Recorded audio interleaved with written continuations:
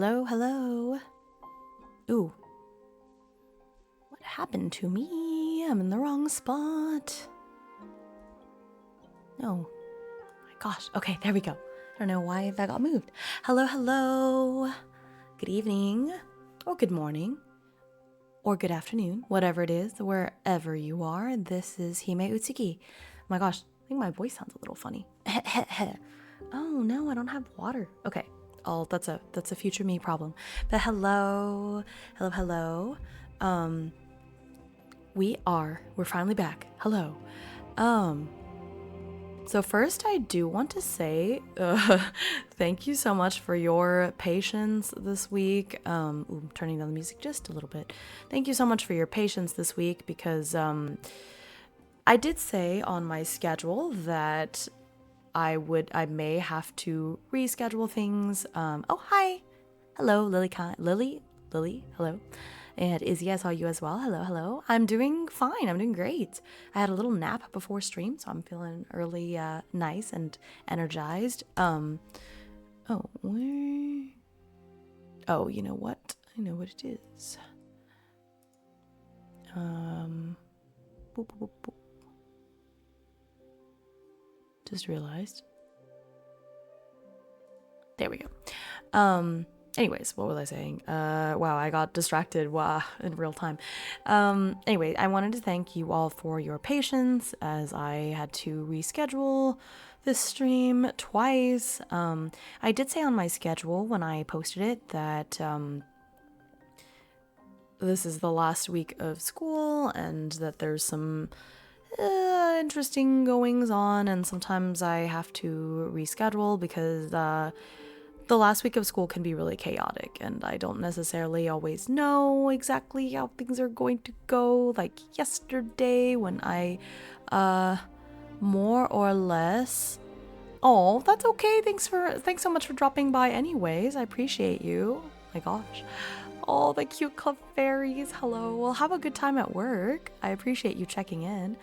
But yeah, so I like yesterday when I sort of, oh gosh, that was yesterday. It feels like it was so long. Today was a very long day. But yeah, I got a little bit held hostage by a work event and because I carpooled, so I couldn't simply leave when I wanted. And similar things have been happening, but I really wanted to make time today because I know tomorrow and Friday will be even harder for me to make time for, and I really wanted to make sure I had this game, done, and I really wanted to play this game. I'm so excited. So yeah, today we are playing a solo TTRPG called The Hourglass Sings. Let me see.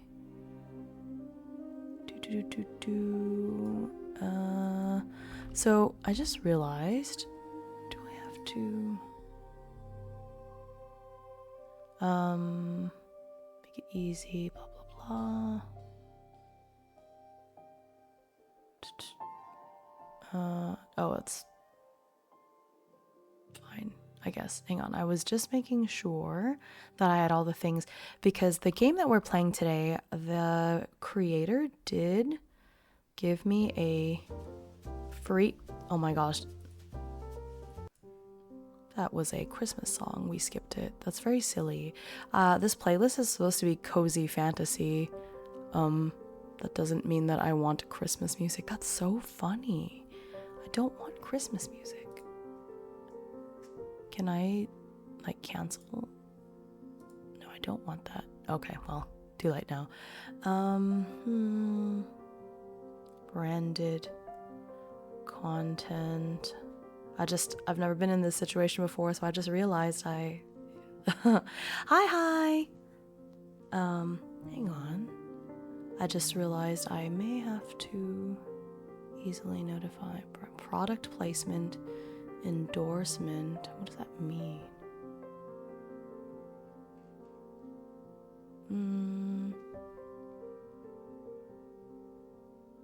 Sure, no, actively. Well, product placement, endorsement, sponsored gameplay, but I'm not being sponsored. Paid product placement. You know, okay, so I'm not gonna check it only because I think, hello, by the way, I think I said hello, but hello, Kirtiana. Hello, hello. Hi, welcome, welcome.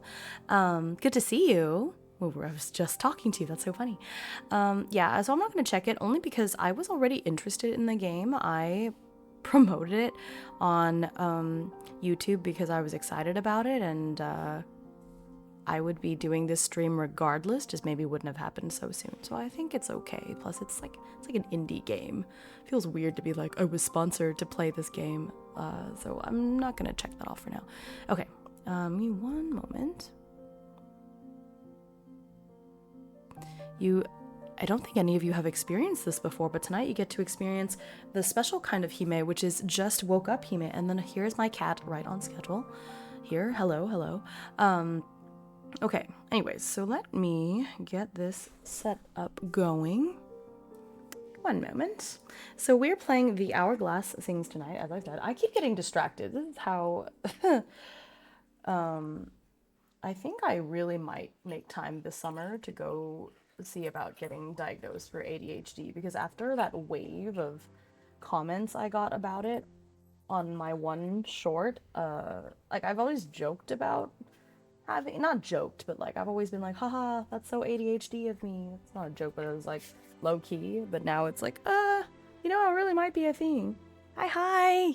Yeah, well, I appreciate the support. Thank you. Okay. Oh, so sorry. The timing. Okay. So anyways, let me get this going. Ooh. We're playing. The diagnosis is helpful.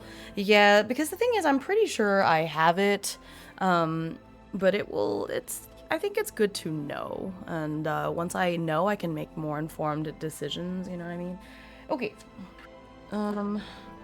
where's my journal?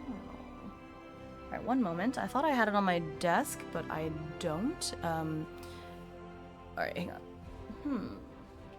I thought I put it on my desk. Hello?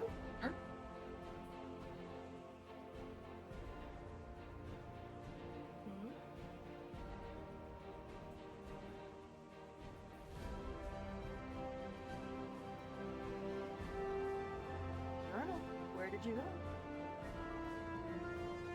Gosh, y'all, I'm freaking out. Where did I put my journal? Hello?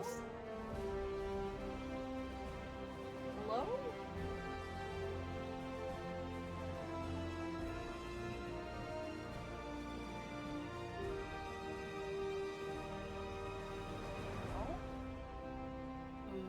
What? No. Oh my gosh. I don't know what happened to my TTRPG journal. Because I was, obviously, since we are playing a TTRPG, I was going to use it tonight. And I thought I had it on my desk. Oh my gosh, here it is. Ooh, oh my gosh, sorry. Here it is. I was like, I know I put this on my desk. What on earth happened? Hello. Don't worry, you did not miss anything. I was flailing around trying to find my journal. Goodness gracious. Okay, bad timing. Okay. Ooh.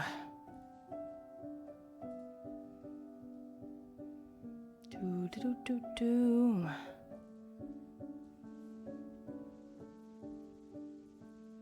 Rolling ones has been banned, henceforth one shall, okay. So I'm gonna refund that to you only because the game we're playing doesn't involve dice, so I just don't want you to waste your money. Okay. Here we go. Okay. Goodness. Okay. Yeah, let's do. Why is it doing this? I think all of my Sprout 2 things just got moved. I'm not sure why. Okay. There we go. There we go.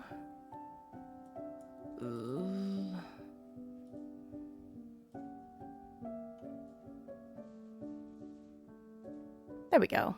No, that's not quite right. Oh my gosh, this is a very special kind of scuff. I needed a nap, and so I took one because I have not slept properly all week, but I think it just really threw me off. Hello. Welcome, Raxfiel, and welcome, Igdra. Yeah, this game does not have dice, so I just didn't want you to waste your money. That's funny.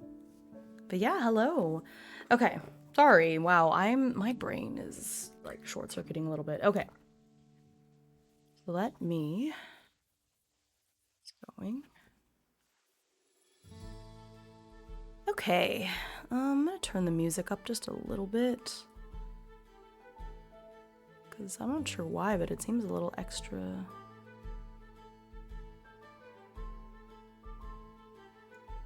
Okay.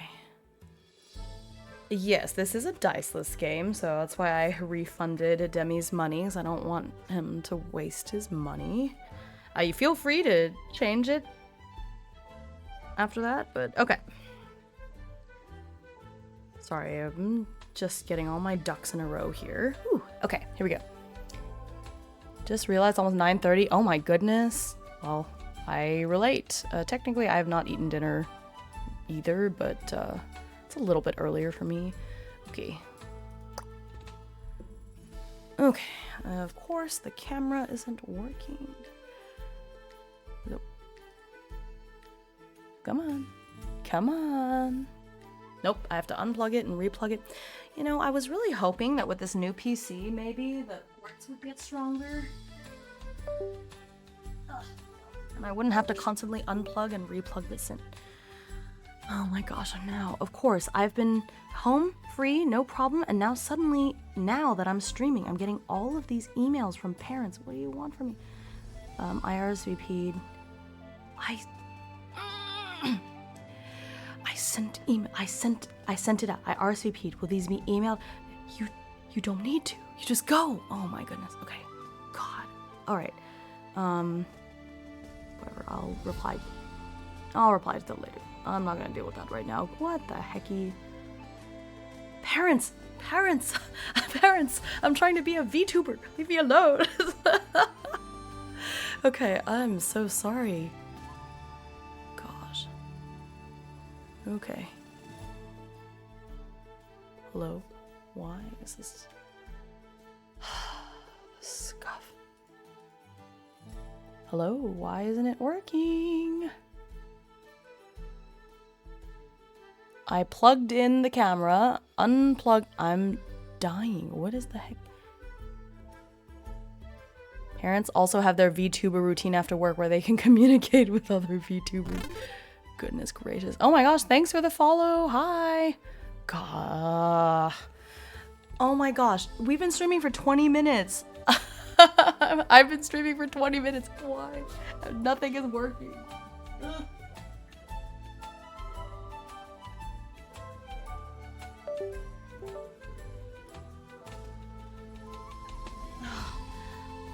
Okay, let's try this one more time. Prep is play. If it's not your work hours, don't work. Yeah, see, that doesn't really work with the people that I'm dealing with, because if I don't reply to them, they'll get mad. Technical difficulties, yeah, just a little bit. It's this camera, man. Okay.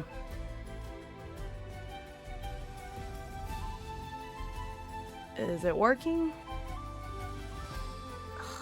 The camera is turned on. It's plugged in. Oh my god, y'all. I am going a little batty. I don't understand why it's not... Hello? Oh my gosh. Plus, video capture device. Hello? I don't understand.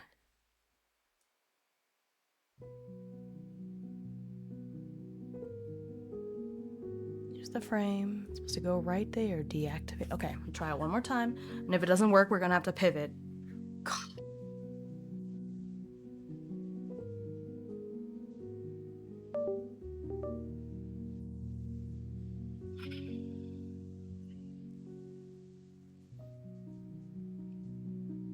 Thank you. I appreciate the good tech energy because I'm going through it right now and I don't understand what is going on. This camera has never given me this amount of trouble. Hi, Noelle. Oh my gosh, and everybody's coming in. Hello. I don't know why the camera doesn't want to work. I don't understand. Yeah, I don't understand. It's clearly turned on because I'm pushing buttons on it and the buttons are responding, but I don't know why the camera won't like turn on.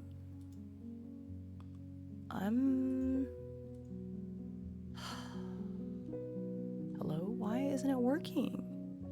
Use hardware. I will pray to the machine spirits for you. Thank you. And the thing is, before I started the stream, I tested it and it worked. I'm telling you, I promise I prep. I don't know what it's... This camera is... Anyway, so I'll talk about the game while I'm trying to get this to work. So this game is called The Hourglass Sings, and it is inspired by The Legend of Zelda, and it uses playing cards, which is why I refunded Demi. I've disconnected, rebooted the camera. I've done this 5 times now, and usually that's what I do, because for some reason this camera doesn't want to just turn on when it's supposed to, like every other webcam. I plug it in, and it is clearly turned on. I'm pushing buttons on it. The light comes on, the buttons work, it just won't connect to the computer.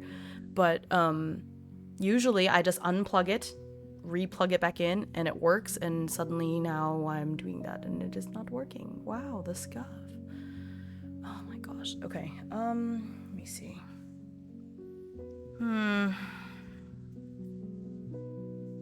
What is it? All right, hang on.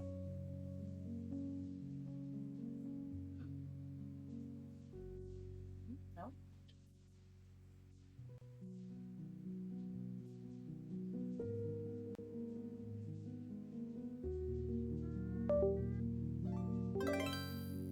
Demigod009 cheered 5 times. Oh, thank you. Oh my goodness.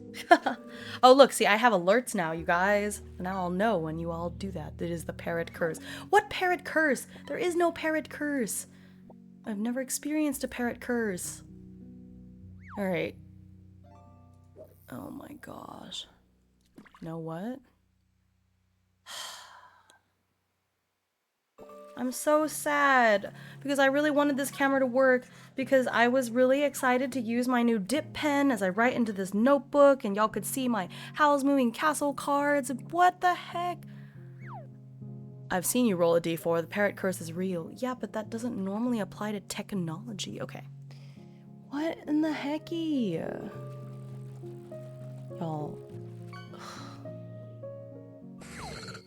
Oh, it's a chinchu. Yay, the chinchu. Hang on a minute.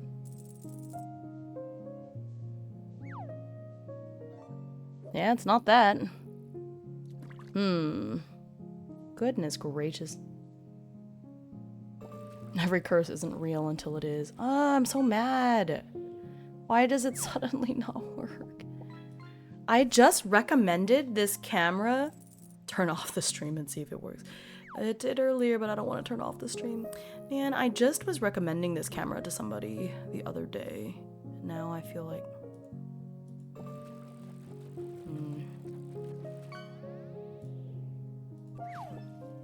Okay, well... So unfortunately that is not going to work. Cool. Man, that really stinks because this game had such a beautiful, like... analog. I thought it would be perfect for analog, and I don't know why it's not working. You guys, this makes me so sad. It's plugged in. It's plugged in. The power is on because, like I said, the buttons work. Like I'm pushing, there's a light on this camera, and the light is turning on, so I know that it's plugged in. What is happening? Hello. Oh, yeah, I wrote a cursed game. Oh no. Hello. Sorry we had to meet this way. Did you try turning it off and back on? Y'all, don't make fun of me. I did that like 5 times. Okay. Now that the creator is here, I'm going to try it one more time. I'm going to unplug it, and then I'll wait, and then I'll re-plug it in one more time. It is not covered. It doesn't, you can't cover it, this camera. Ugh, okay, one more time. One more time.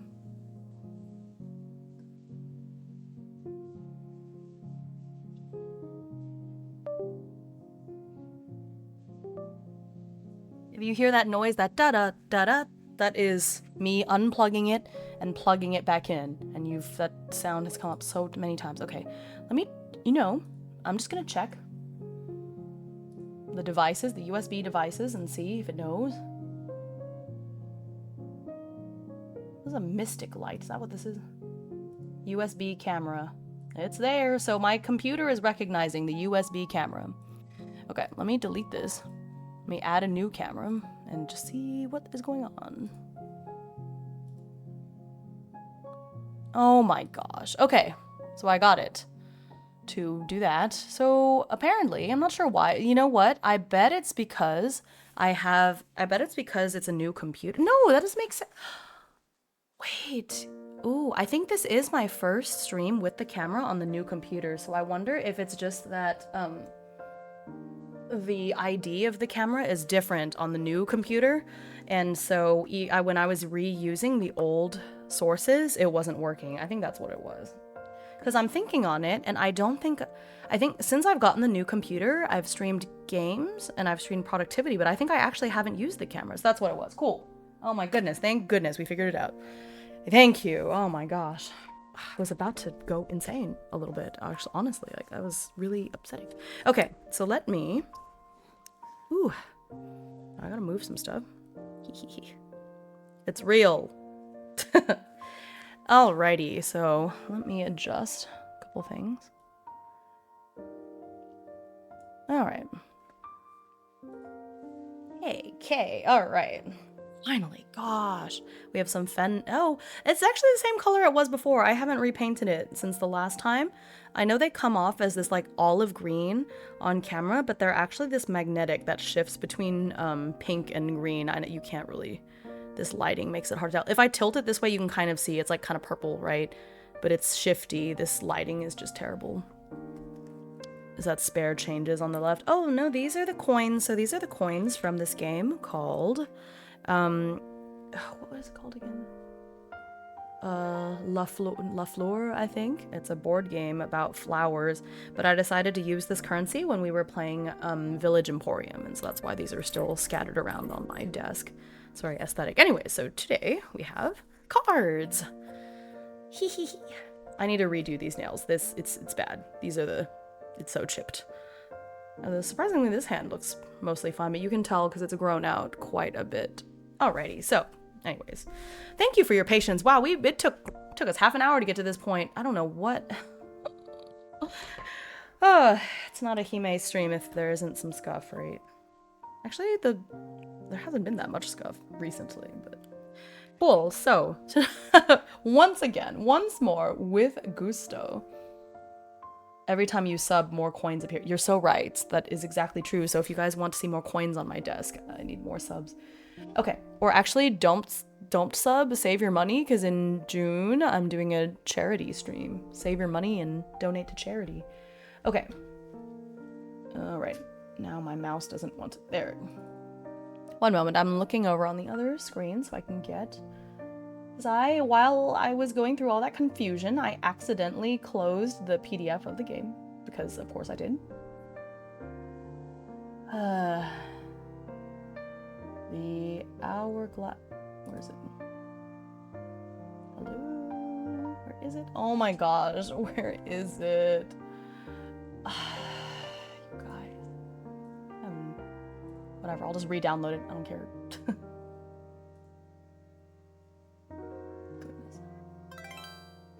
Demigod009 cheered 5 times. Thank you, Demi. My goodness.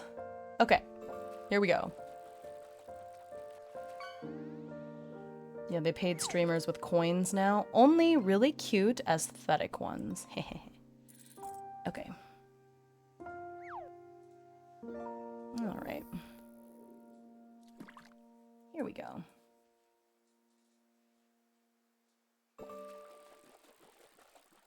All right. Thank you, Demi. Appreciate the cheers. Oop.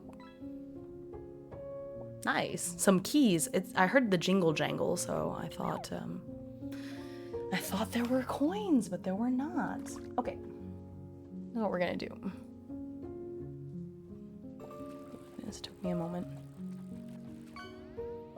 So I'm going to show just the first couple of pages of the game as I read them aloud, just because I think that will make it a little easier.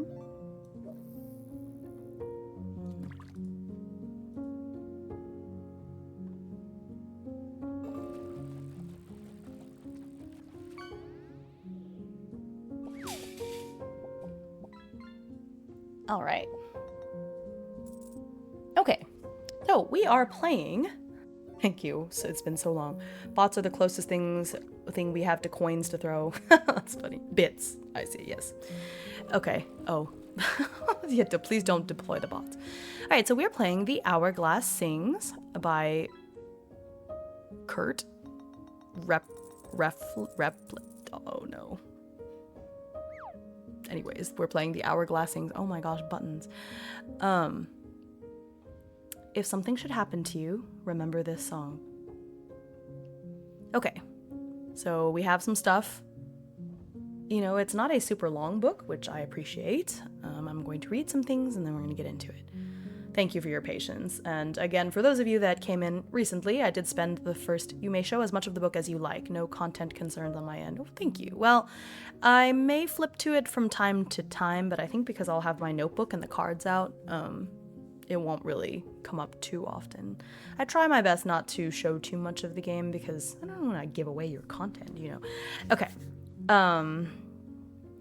Here we go. So, again, thank you all for your patience. I had to reschedule this like so many times this week. For those of you that don't know, when I am not a parrot, I teach, and this is the last week of school before summer break, and without going into too much detail, I am a teacher, but I have a very important position at my school, and they put me in charge of a lot of things. There's a lot of things the last week of school that I have to approve of and make plans for and run around with regards to like graduation and testing, and so this is my first year going it alone because last year I had a lot of support from my predecessor, and she went off to become an assistant principal elsewhere, and so it was really difficult. I've been going through a lot of stress recently, but I really enjoy streaming so much, and it really does hurt me to have to reschedule streams because I enjoy spending time with you all. This is my break from my day-to-day life, and so it really does stink when I have to cancel or move streams. But physically, you know, I didn't get home till 10 p.m. last night, and I knew even if I did force myself to stream, I would be so sleepy. It was not going to go well. So Parrot is a level 20 teacher. Yeah, it just feels that way sometimes. I am as close as you could be to being a principal or assistant principal without actually being one. A lot of the things that I do when I talk to teachers at other schools, they're like, but that's the AP's job. No, it's my job. So anyway, so I'm happy to be here where I can get away from all that. And that's part of what I love about TTRPGs, especially solo TTRPGs, because I get to be somebody else for a while, you know, the shadow principal, except I'm very much not in the shadows. All right. AP standing for actual play, of course. That's the AP I really want. No shade to my AP. I do love him, but yeah, much rather be here. Back with food. I see we got things to work. Yes, I got the camera to work. We're all good now. So we are finally diving in. Okay, I was just thanking everyone for their patience. We're going to get through it. I appreciate everyone. Here we are. We can finally start. But I guess the scuff, it did give time for everyone to trickle in, so thank you. Hello. All right, so The Hourglass Sings is a storytelling game for 1 to 6 people, in this case, 1. Yes, we do have the creator in chat, and so if you have any questions or like praises, please heap them upon. Hang on, before I move on, I did want to link to the game, as I do.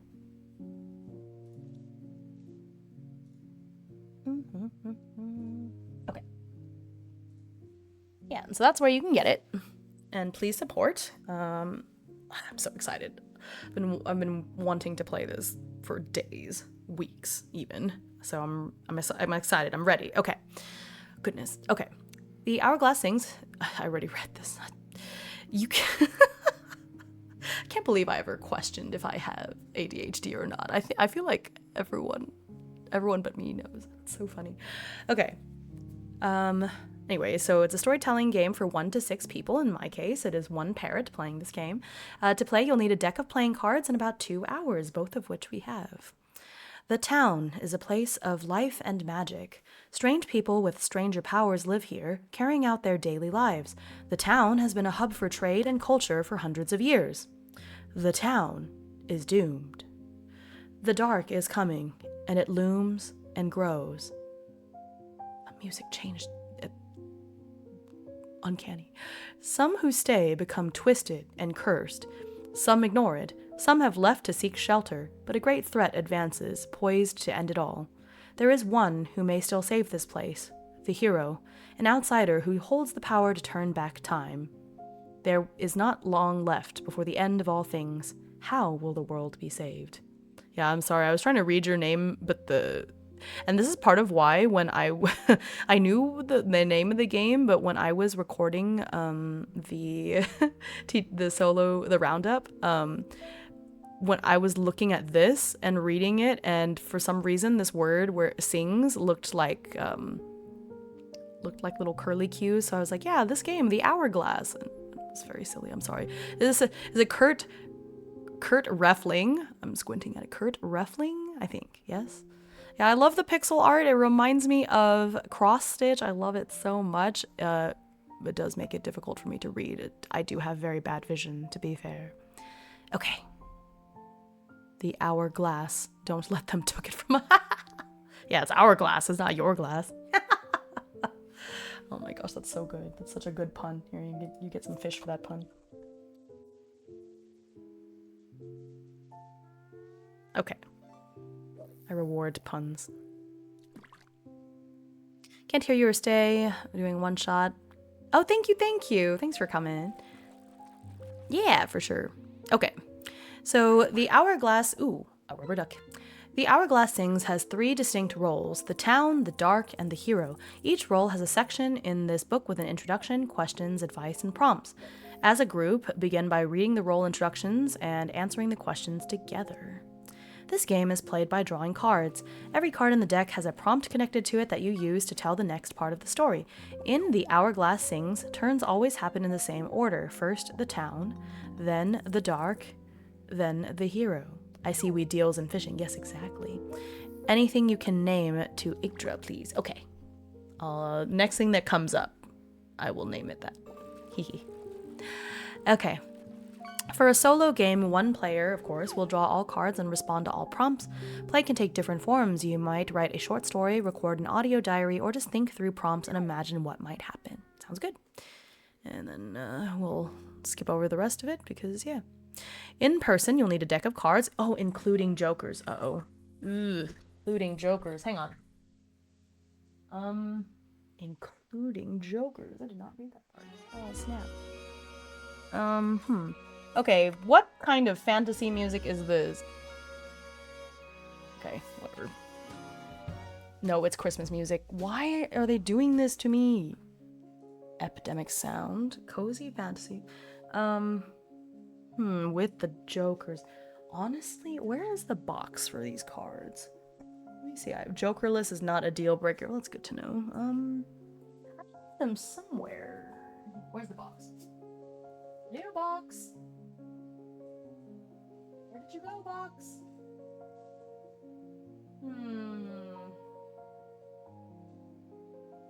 I honestly do not know. Okay, I took the cards out of the box, and the box has the jokers in it because I took them out. Oh, here it is. Yeah. We're all good.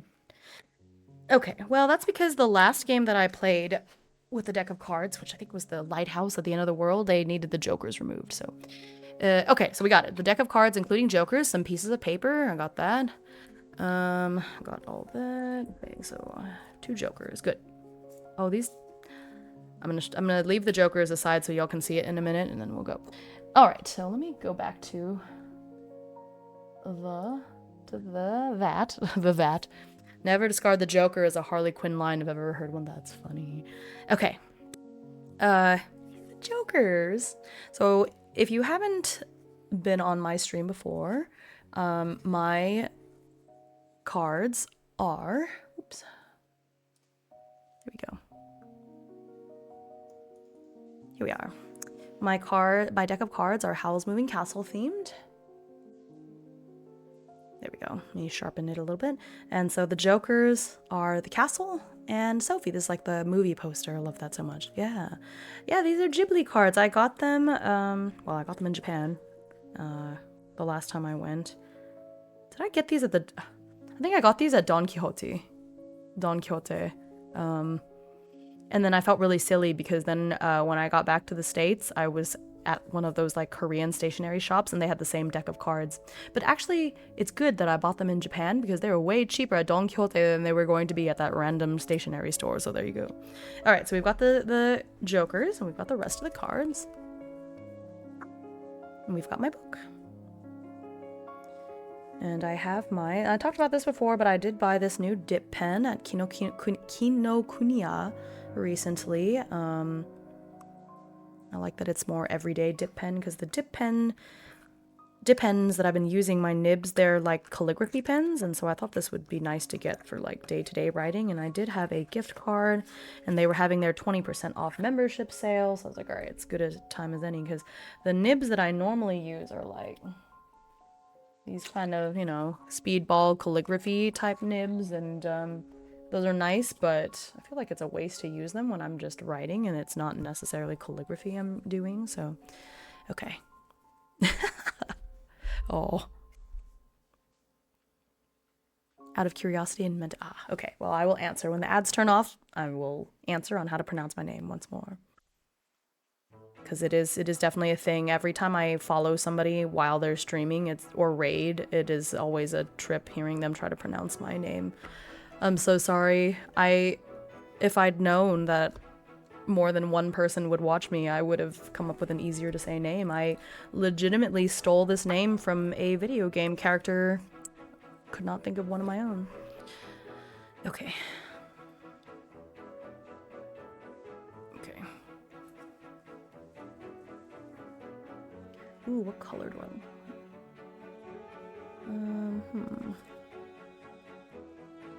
Let's see. King Lear. Now the question is, what ink do I want to use? That's the question. Decisions. What is this? Adventurine? This is Adventurine. I'll put this back. All right, ads are done. My name is Himeutsugi. You can simply call me Hime. That's fine. Hime.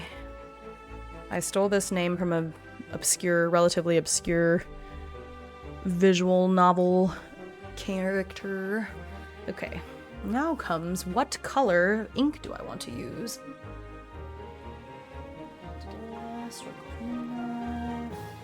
Tanzanite. I don't want to use that one. What's this?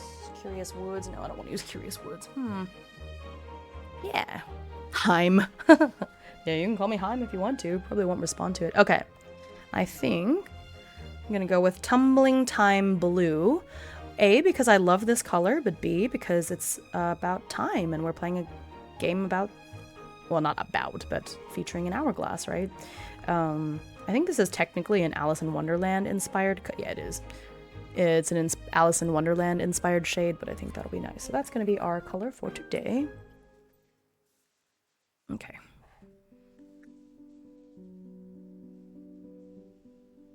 Okay. I don't like the way the light, there we go.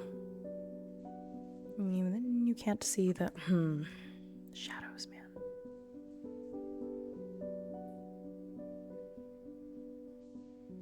Okay. Okay. I think that should be fine.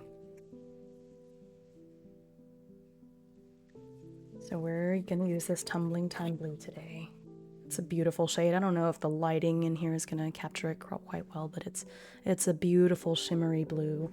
Or as the label says, it is a blue base with a red sheen and silver shimmer.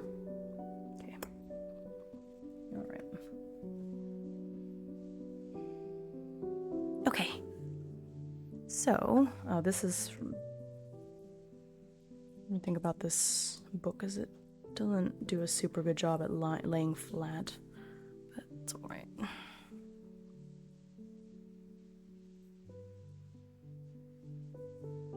some of these cords and things out of the way. Okay.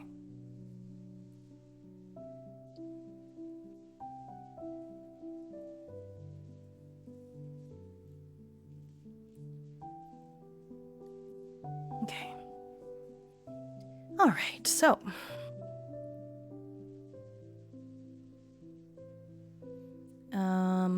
so on your turn, draw a card. Every card is linked to a specific prompt for the role that draws it. Hang on, sorry, there is a fruit fly on my desk. They are coming out in droves. I'm not really sure where they came from, but they are flying around like they own the place, and it's driving me nuts. Thank you. Yeah, this is a Ferris wheel press. Most of my inks are Ferris wheel press, not all of them, but it has this beautiful little inkwell that you can put their smaller inks in. And then for the larger inks, the fruit fly then flew into my face. Hello, goodbye. For my larger ones, I have this Ferris wheel looking one that I love, but today we're using this. You can tell I'm a bit of a fountain pen fanatic. Those things have become a plague since the pandemic. They get I know, yeah, I think it's the heat. I really don't know where these guys came from. There's so many of them. Normally, I don't like to kill bugs. I don't think, I feel like they have as much of a right to exist as I do, and as long as they don't bother me, it's generally fine. But why are you flying into my face? Like, come on, space. The fruit flies are also the cursed game, actually. Oh goodness, I knew it. They came from somewhere. Okay.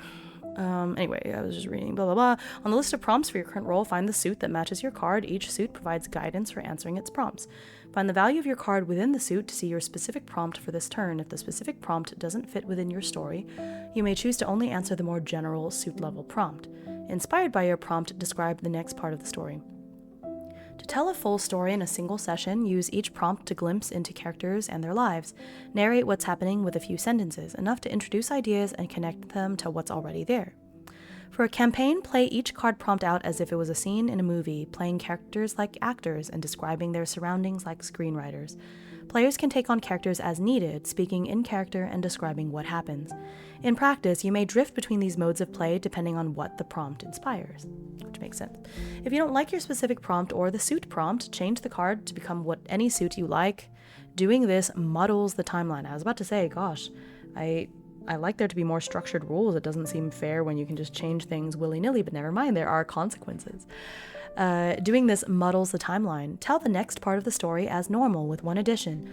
Onlookers witness an event that happened during a previous cycle of the time loop or will happen in a future one. Ooh. You can depict this timeline intrusion however you like.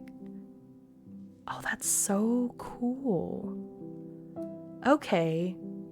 Yeah, so if I don't like the prompts, I can change the suit to essentially pick another prompt, but people that are watching see what was supposed to happen, I guess.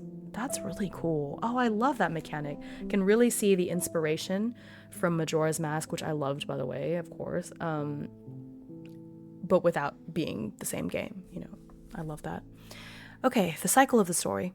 The game story takes place over a time loop, with stories and actions that repeat themselves as the end of the world approaches. Oops. Oh no, what just happened? I refreshed the page on accident. Can't. I was just trying to pull out my book. There we go. There we are.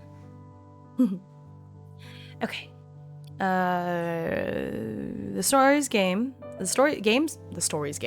game story takes place over a time loop with stories and actions that repeat themselves as the end of the world approaches.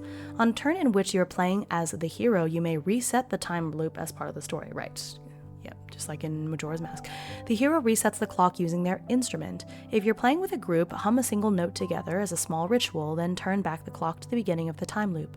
The hero wakes up where they began. Okay. Game end. Keep going until one of two things happen. All 54 cards have been drawn, or you feel your story has come to a natural conclusion. Makes sense. Tips. What happens in one cycle might not happen in another. Okay. Story beats can happen concurrently. What the dark does may happen at the same time as what we saw from the town. Okay. Yeah, that makes sense, right?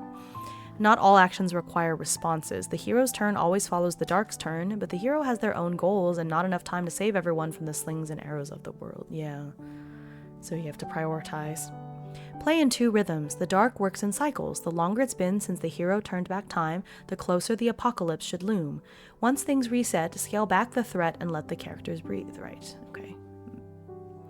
The hero follows a different arc tied to the larger storyline. Their impact should grow slowly, a quiet power building over the course of play. When they reset time in the face of the apocalypse, they don't lose their memories. Balancing these rhythms is the heart of the Hourglass Sings. Magic is weird. Okay. Cool.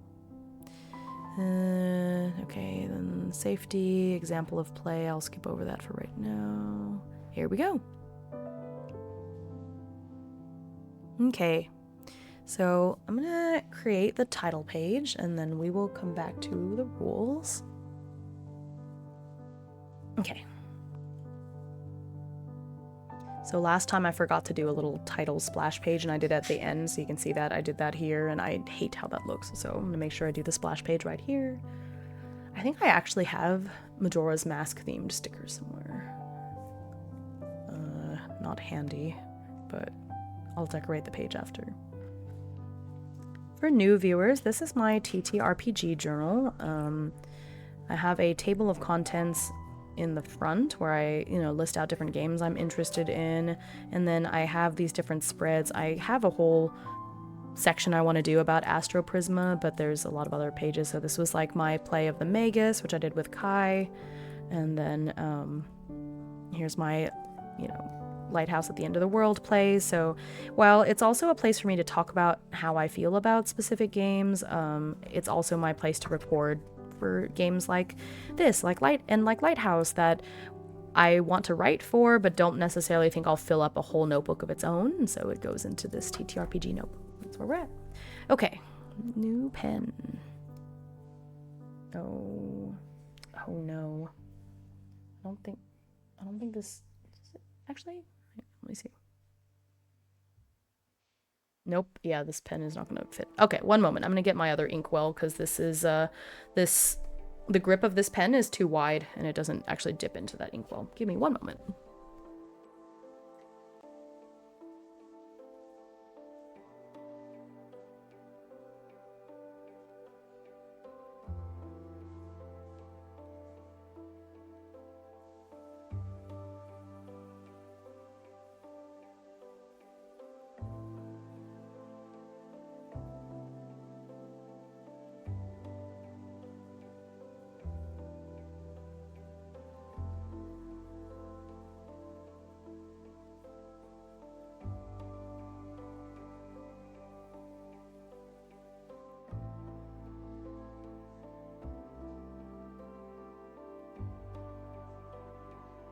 I am extremely nearby getting my inkwell. Don't worry, I have not gone far.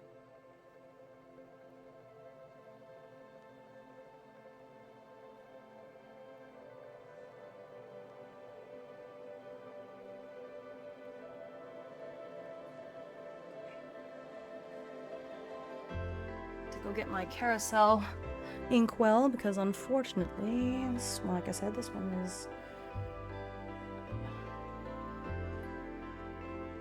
it's too wide. Or, sorry, the neck of the bottle is too narrow and the pen doesn't actually reach, so gotta get my other inkwell, which is fine. Just... okay. I did have to wash it really quick, or rinse it. I think I did okay. There might be a little bit of water, but did the best I could. What can you do? Okay. Here is my...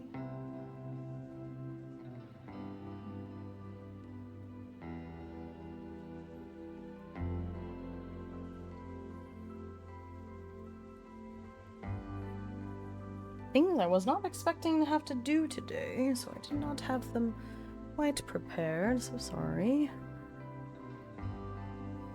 Memento. Where's my little thingy?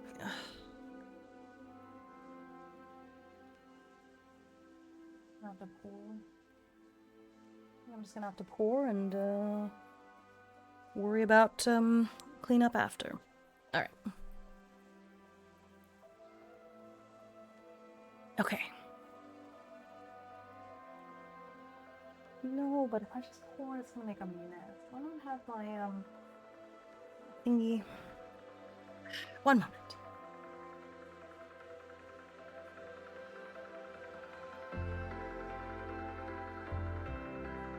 It wasn't there, just next to the. Okay, all right. Oh, goodness gracious. All right.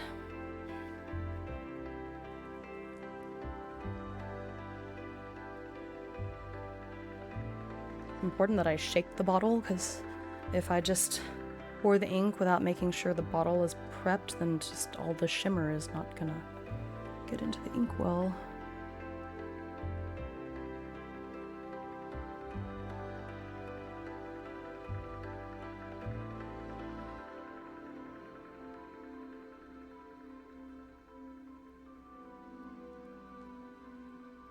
It should be enough for tonight.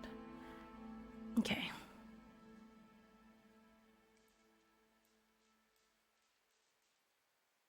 Where did the...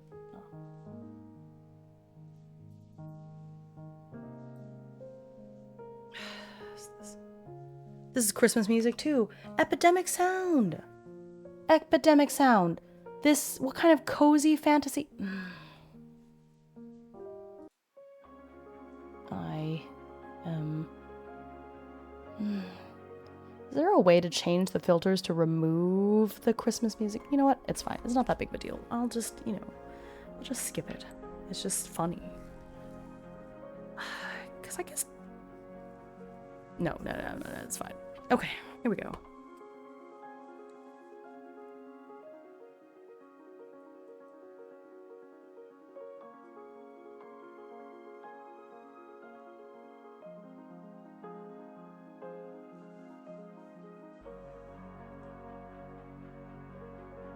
This depends. Interesting. Okay. Just don't know if it.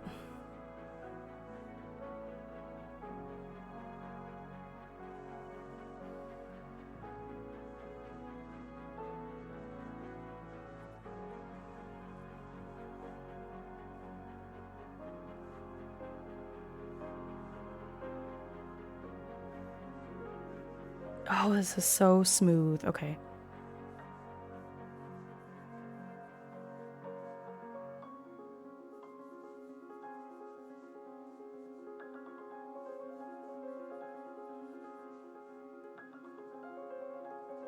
Okay.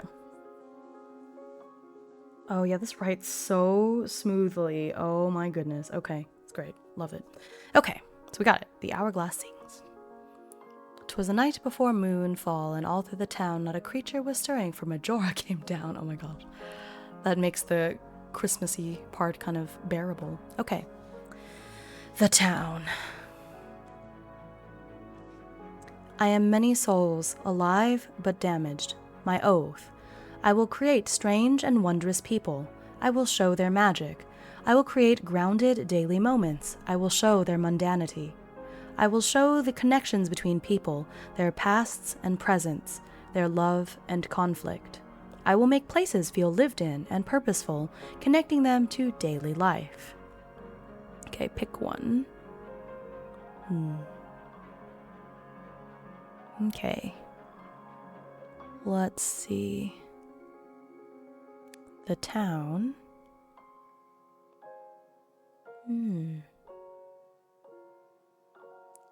So I can choose between the town is an island, a ruin, or a wild place. And since I would rather not choose, I'm going to leave it to y'all. Let's make a poll. Let's do a quick poll, and y'all can choose.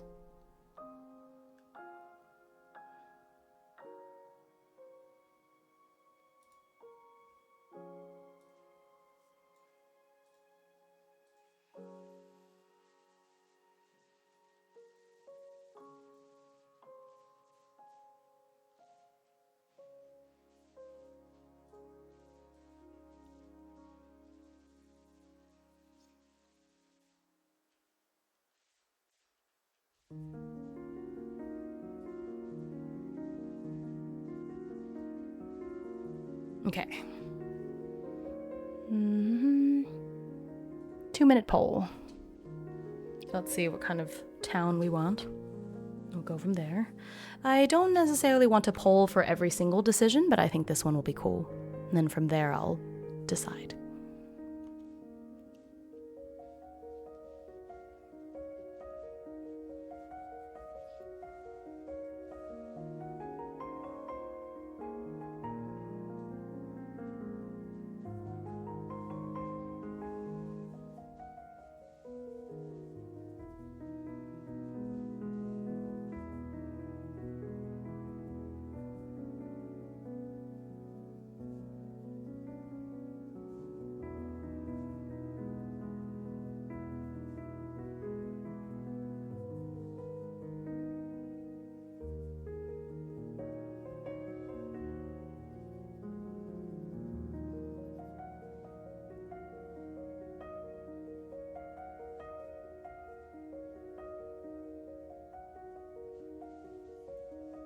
Why is this one so thick and I thin over here? Okay, I don't know. I think it must be the angle that I'm holding it.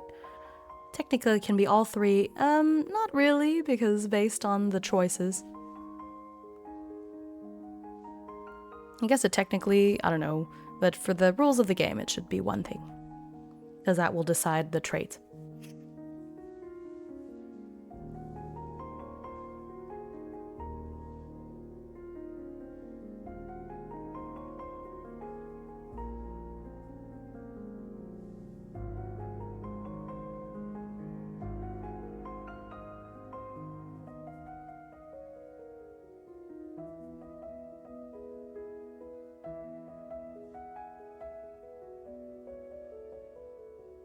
All right. Each one got one vote because someone else needs to vote because right now it's tied with one vote in each. Oh, goodness. Let's see. Well, y'all, come on. That was not super helpful. Okay. Well, in that case, I'm going to... Okay. I'm going to roll then.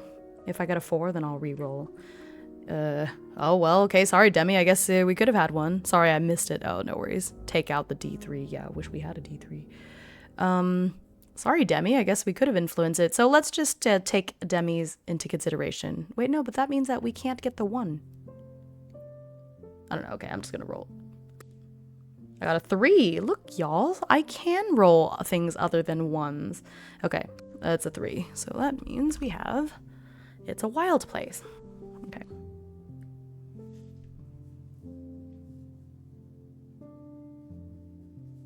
It is a wild place.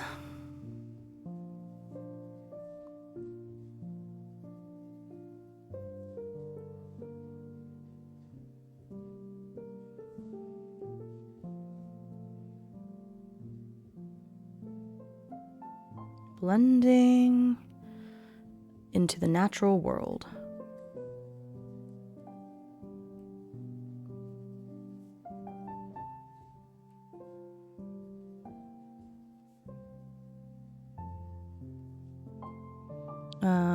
It is characterized by encroaching nature.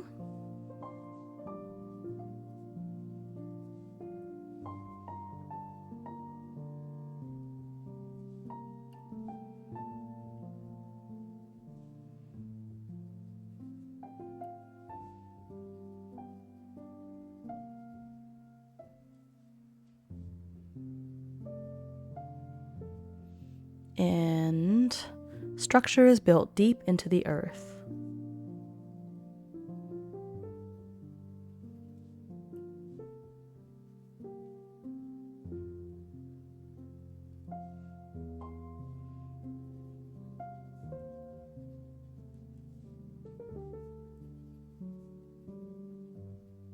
Okay, that's what we got.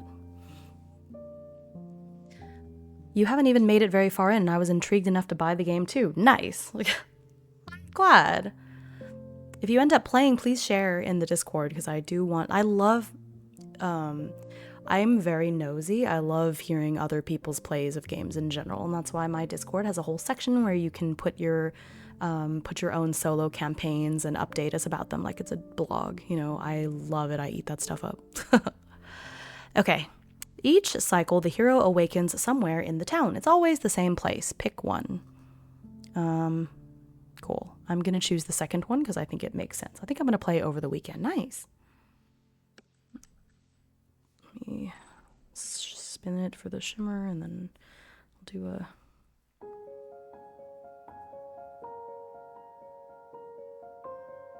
Okay.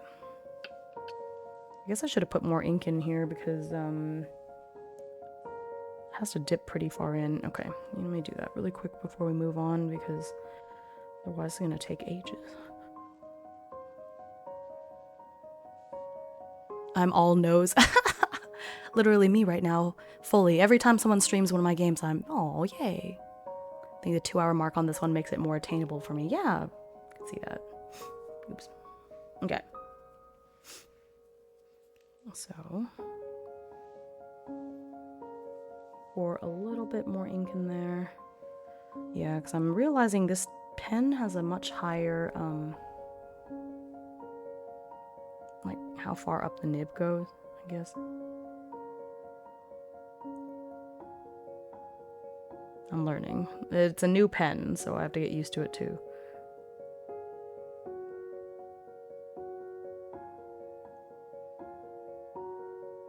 It's not a waste because I'll just put all the unused ink back into the bottle, so all good.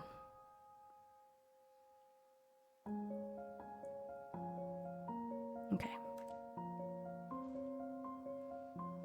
That should be enough.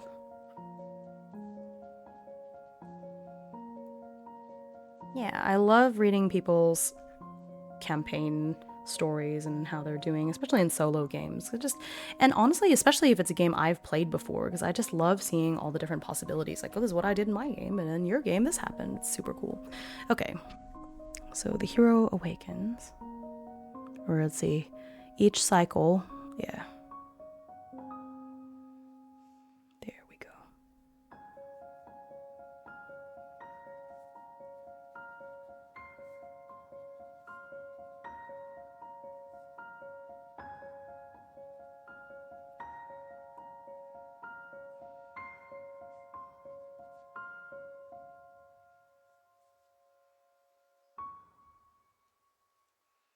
Okay, so each cycle the hero awakens at a shrine, overgrown and mostly forgotten.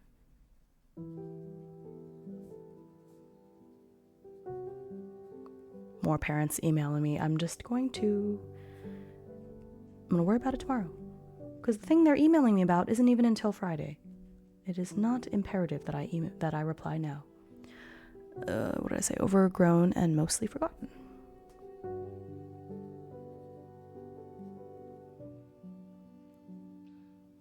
There's a devotee here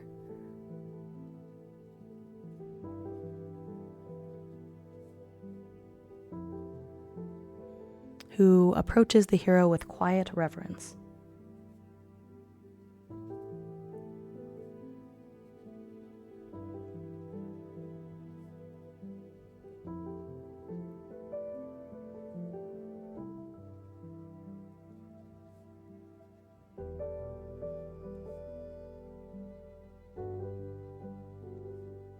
Okay. Hime, I spent an hour and a half alone the other night just starting my character in your game. I got as far as the childhood part. I understand. I always ignore everything work related if it's not work hours. Yeah, the thing is that I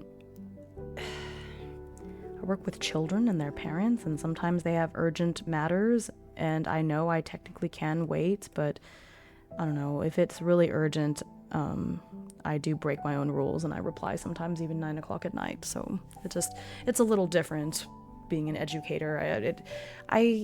Talking to, my brother who's a doctor and other people who work in the medical field, I think that people in education and people in the medical field, we're kind of always on call, even when we're not. The thing is, I'm paid on salary, so I technically don't have work hours.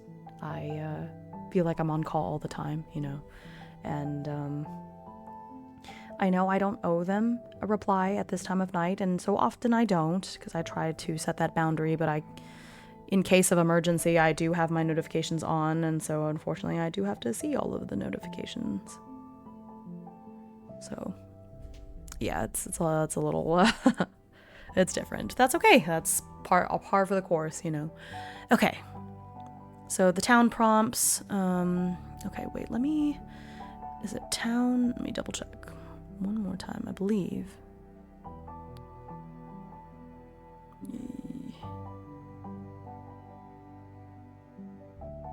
Yeah, it's the town, the dark, and then the hero. Okay, so we're gonna be the town first. The town. Okay, so I guess it's one card per, right? So I'm not drawing a whole spread, and that's part of why you can get through all the cards, because it's one turn, and each round, or each cycle, or I don't know, each round is gonna have one of each. So let's start with... Alright, let me put, ooh. These are just blank cards. Yeah, I'm taking my card box and putting it underneath the left side of the book, because this book is still new enough that this side is thicker than this side, and so putting this underneath the book to brace it so it stays kind of flat. Okay, so I did not shuffle, so let's do that. Yeah, actually, while I'm doing this, I'm going to calibrate again, because now I will be looking down a lot.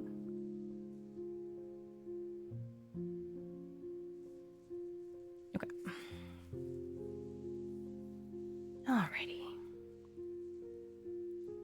Nope. You did not see that. You did not see that. Nobody saw that. No one saw that. Embarrassing display.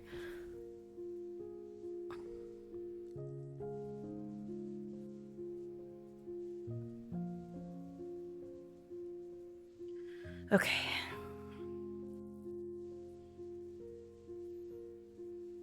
As a parent with school-aged children, thank you for when you were able to get those quick replies out. They may have been the difference. Yeah, no, I understand.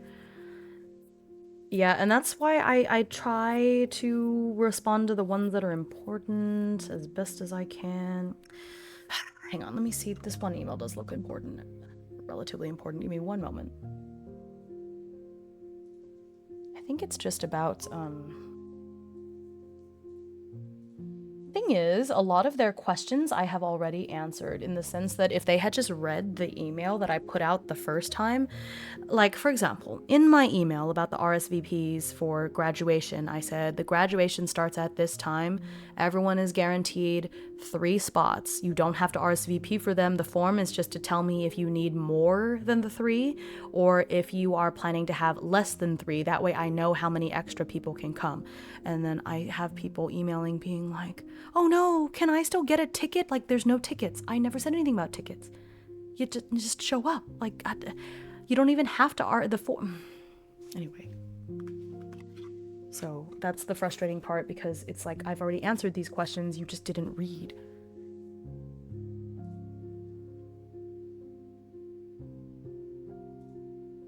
Yeah, I'll just reply really quick.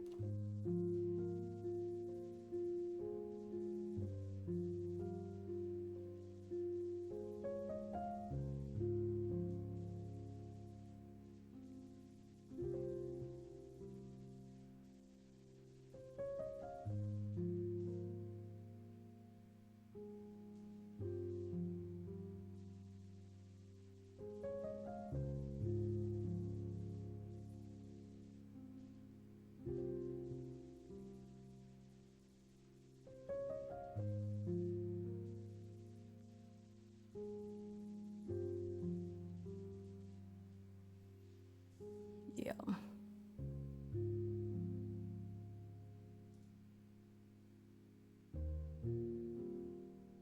So I said, hi there, the RSVP was mostly to help out people who needed more guests, which yes, the urge to say, as per the instructions in the original, anyways. That way, for example, if I knew a kid was only bringing 1 guest, someone else could bring 2 more. If you have 3 or less people going, you're good to go. It's fine. Don't have to tell me. Just come.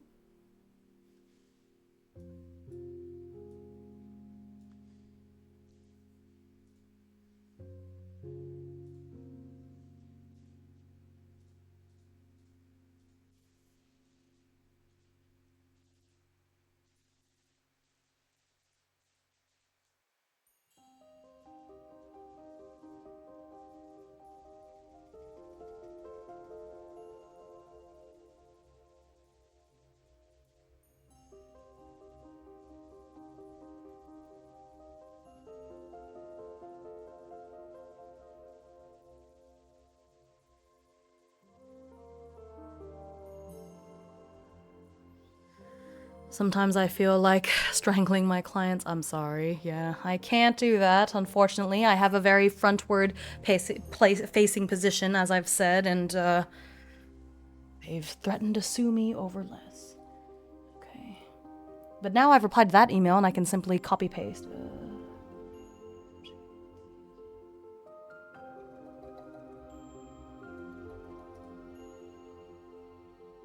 Okay, I answered.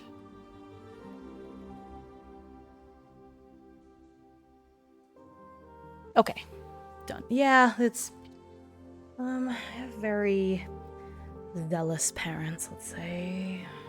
Okay, I'm gonna shuffle one more time. Anyway, sorry, thank you for indulging me. As I said, it is the last week of school, and then I do have a little bit of freedom for a while. The first 3, I don't know, like the first 2-ish weeks in June, I do work at a summer camp, but it is only for very few hours a day, and so it won't affect my streaming. And then after that, I am free. Basically free for the summer, so it's gonna be okay. And any of you that were here last summer, watching me since then, know it's very, I stream a lot over the summer. Okay. Okay. New filter, auto reply, if message includes RSVP. Thank you. It is nice. I did, like, because I replied to the first email, I simply copy pasted my response to the other emails, and so, you know, it's fine. And I always do this. I have had streams where I'm like, man, a student messaged me. I'm gonna set boundaries. It's 9 o'clock. I'm not gonna check, and then I always check. So you guys know I'm all squawk and no bite. Oh, goodness. People don't scroll up on recent messages too. Yeah, that is true. Goodness. It's fine. The thing is, part of me is like, and if I taught 7th grade, I would maybe not reply until tomorrow. That way they learn, like, you shouldn't be emailing me. I'm not going to reply. But these are 8th graders. They're going on to another school next year, so there's no point in positive or negatively reinforcing anything for these parents. They're about to not be my problem. So all squawk and no bite. Yeah, it's because I was soft-hearted and replied to parent emails at 9:30 at night. Even though I said I wasn't going to, I did. Okay, here we go. Done shuffling, done replying. No, you're gonna leave me alone now. Okay, on your turn, use your card to inspire the next piece of the story. You can use the exact card prompt or use the suit's general prompt instead. Okay. In my country, it isn't allowed to contact workers outside their work hours. Yeah, but like, what's gonna happen? Are they going to get fined? Like, does anything actually happen to them? Because, I don't know. Whatever. Okay, let's go. Ooh. Ooh la la. Jack of clubs. Let's see, so the clubs. Culture. Jack is what the wealthy throw away. Describe something that shows. Okay. What the wealthy throw away. Okay. Inspire the next piece of the story.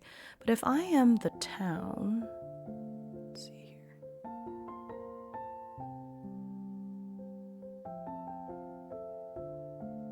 I guess I'm just.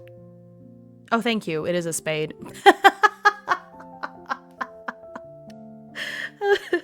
So sorry. Oh my gosh. Wait, no. You're right. Clubs have the clubs look like the little tree. Okay, my bad. So sorry. It's funny. There we go. That's funny. Yeah, it's a jack of spades. Thank you. Okay. You may need to play Balatro. No, it's too spaceful. Too stressful. Okay. Yeah, this is indeed a jack of clubs. Thank you. Jack of spades. Spades, not clubs. I've done this before. I did this when I played Lighthouse too. I would be like, yeah, okay, and start planning for clubs and then look at it like, no, it's a spades, or vice versa. It's hard. They look too similar. Okay, anyways. So, Jack of Spades is a place to hone your blade. I actually can't tell spades and clubs apart either, which makes this game fully masochistic for me.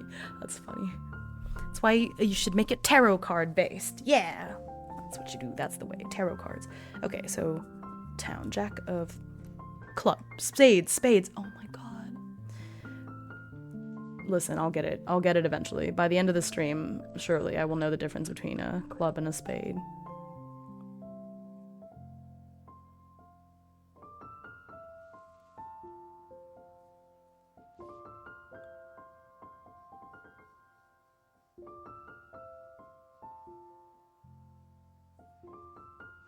Let's see. So this is a place to hone your blade. I'm just gonna write loosely.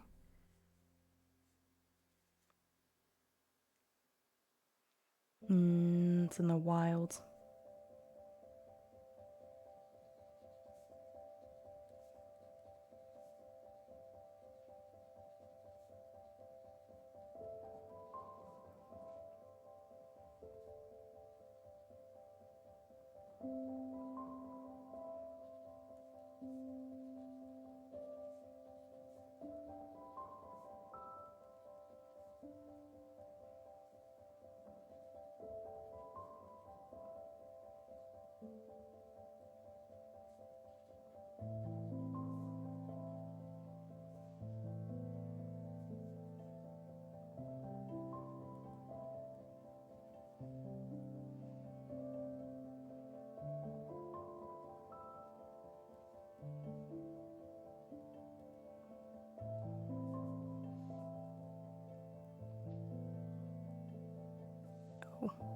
Now oh my gosh.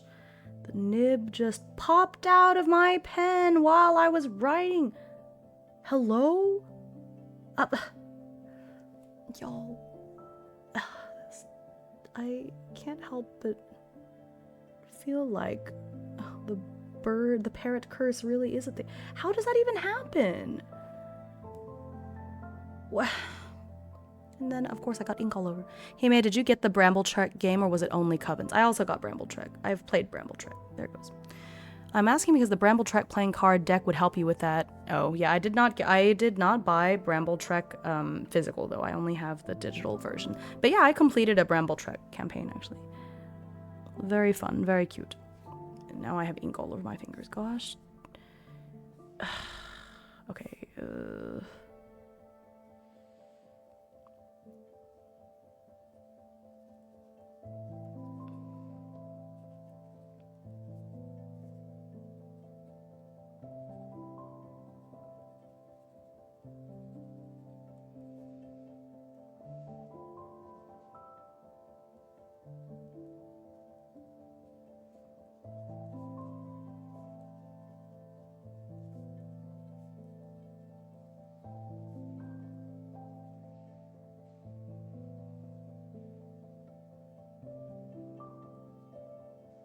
okay.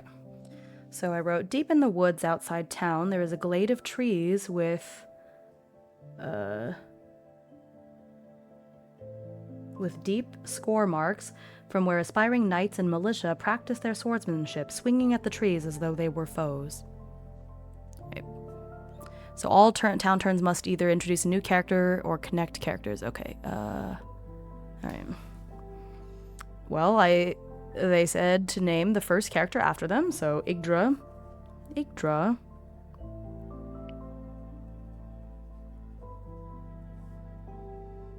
A young squire.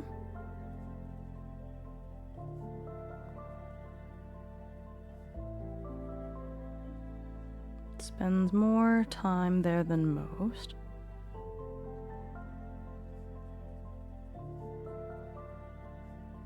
I'm gonna roll for their gender.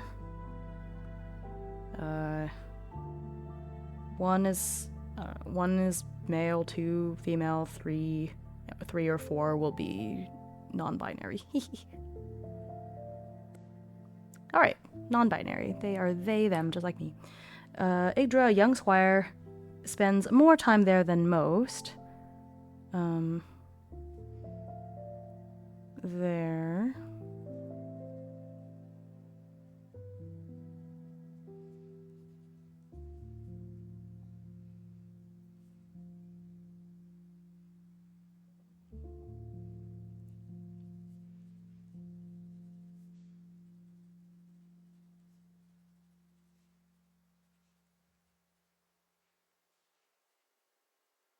Alright, so then I wrote, Yggdra, a young squire, spends more time there than most, their enthusiasm for the blade unmatched by others their age.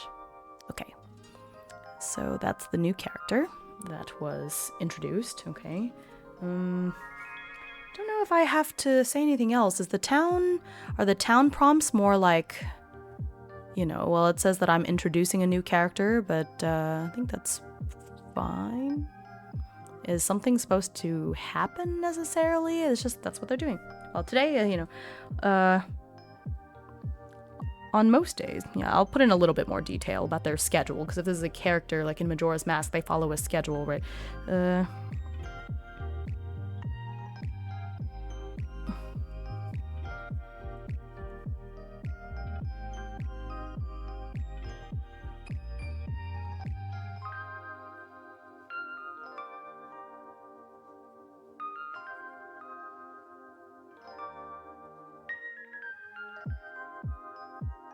See.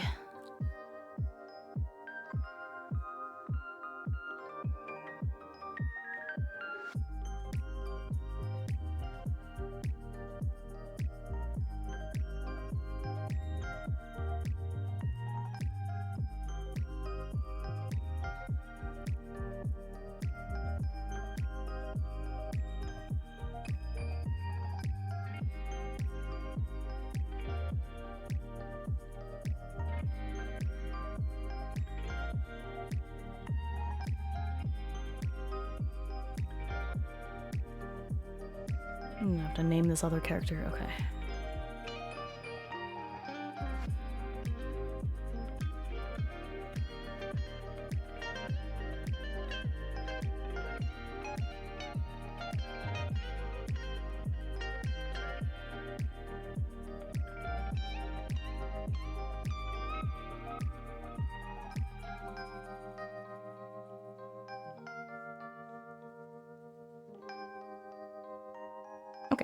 On most days, Yggdra can be found slashing away from dusk until the wee hours of night. During the day, they must accompany Sir Gwyneth on his various escapades and endeavors. Alright, I think that's pretty good. Lunchtime for me. Let Yggdra work hard. Don't let Yggdra die, please. Suffering is okay. Don't worry, even if Yggdra dies, when we reset the time loop, Yggdra will be fine. That's how this game works. No worries. We're in a loop. Okay. So that was the town. Yay. Okay. Now we have the dark. I am the promise of darkness, the cruel end of the world, my oath. I will embody the darkness in people. I will end stories in tragedies. I will show the world through a dark and twisted mirror. I will show the end approaching ever closer and the machinations of those behind it. Ooh, okay. All right. Have a great rest of your evening, and Yggdra, have a nice lunch. Appreciate y'all stopping by and hanging out with me. Sorry for all the scuff today. We're finally getting going. Himeu with a big brain answered that one. Oh my gosh, those big brain moments are few and far in between. So, okay.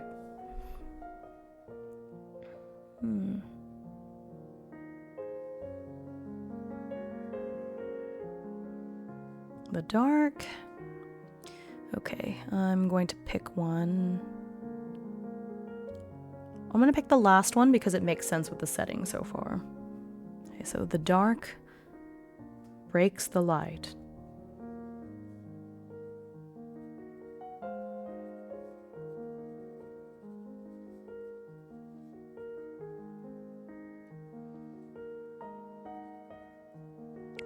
Breaks the light, waking nightmares.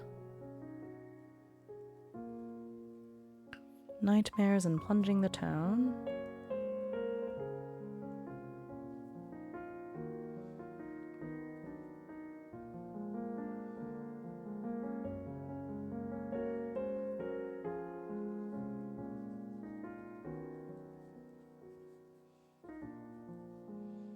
Into shadow.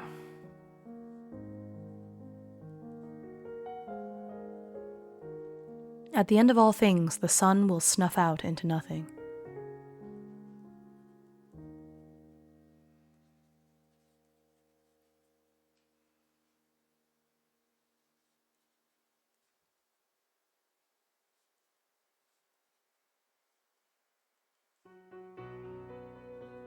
Oh my god, Christmas song. Why does this happen? This is actually kind of comical at this point. I need another playlist. This is not doing it. What the heck? I wanted something cozy fantasy, but this is... Oh my gosh, there's 6 Christmas songs on this playlist. Well, we've had 4 of them, so there should be less, right?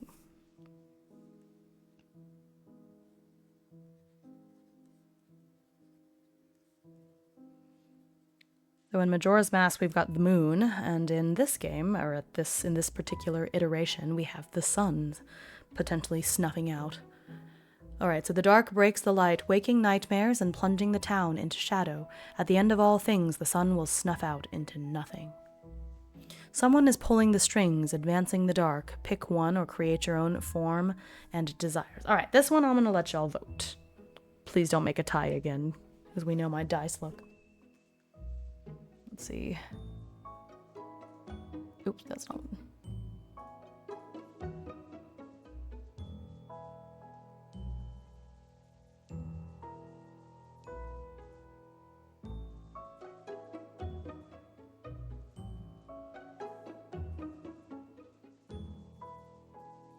Discard a toy, a cruel wraith, or a spurned lover.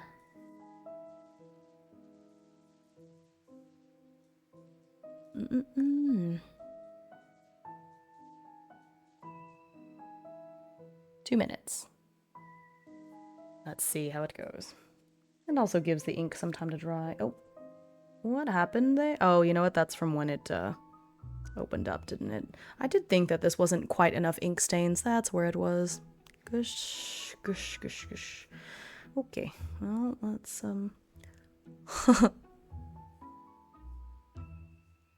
I could be an avatar now. Cast me to be a Navi. I could be blue. Just a little bit more ink. But while the poll is going, I'm gonna go wash my hands really quick before that stains everything. Goodness gracious.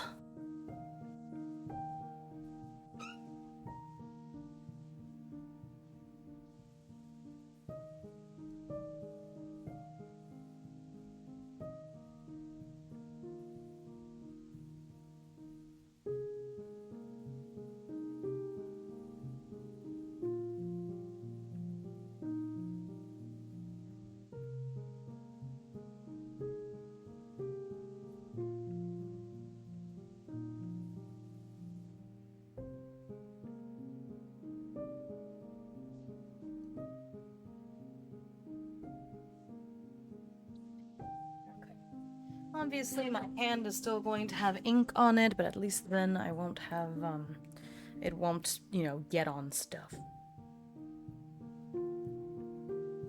Alright.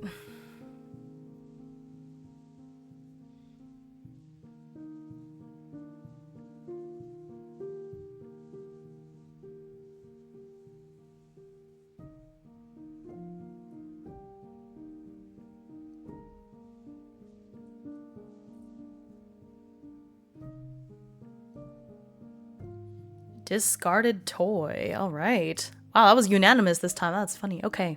It's not funny, but... Okay, a discarded toy. All right.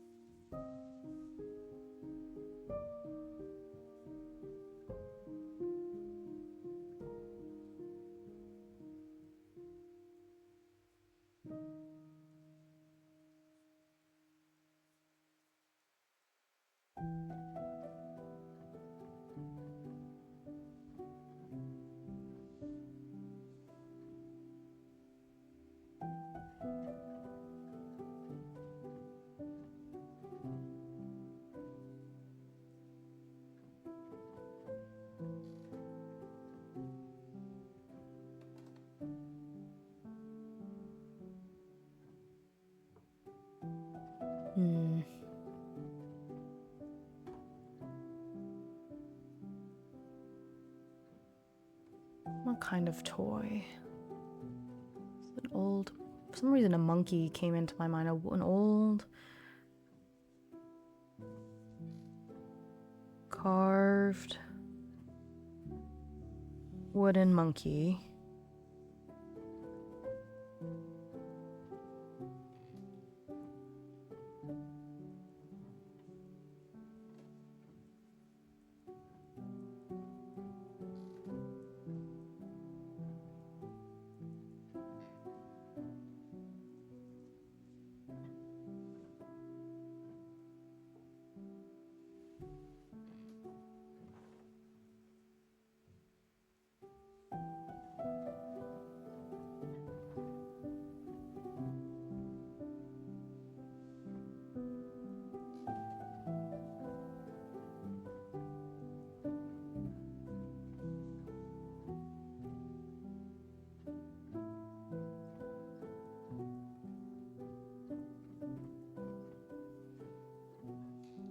Wahaha, this game is cursed, lol. Carved monkey is so creepy. Yes, exactly. Okay, so I wrote a discarded toy, forlorn and broken, pulls the strings of the dark. It is an old carved wooden monkey which once delighted a child but was forgotten and now seeks both attention and destruction at any cost. Kind of what I had in mind was like, let me see.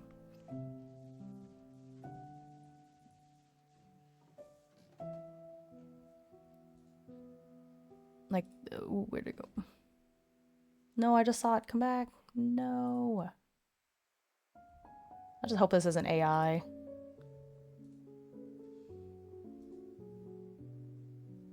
Okay. Just so you know, this is exactly what I have in mind. Maybe I'll just put it on the... When it's the turn of the dark, that's what I'll put on the screen so you know.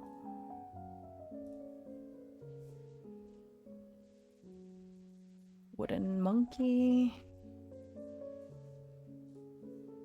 Okay. Desktop. There it is. This is what I am envisioning, by the way. So it's sad, and you used to be able to play, you know, have it clap its hands and stuff. But yeah, so this is my mental image of this carved wooden monkey. So there you go. That is the dark. Or that is, it's not the dark, but it is what controls the dark. Oh, this is so sad. It's like Twisted Toy Story. Okay. Okay. So that is the dark. Now I have to go on to the next page. So let me make sure this is dry. I think it is. Okay. Yeah, okay. Ink seems dry.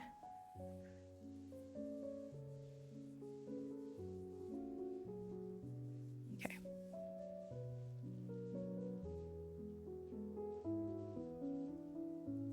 On your turn, use your card to inspire the next piece of the story. The longer it's been since the time loop reset, the bigger and scarier your actions should be. All cycles eventually lead to the apocalyptic end that you bring, except perhaps the last one. Okay. Choose a character in the town. How do their flaws twist them? What monster are they becoming before our eyes? I put my mental image in Discord on the TTRPG tab. Oh, I'm scared. What is... Should I look now? What is your mental image? Oh, that's great. Thanks. That's not wooden. Why is that your mental image? That's terrifying. My little wood monkey is so cute. Okay. Well, we technically only have 2 characters right now, so it's gonna be one of them, I guess. Let's pull.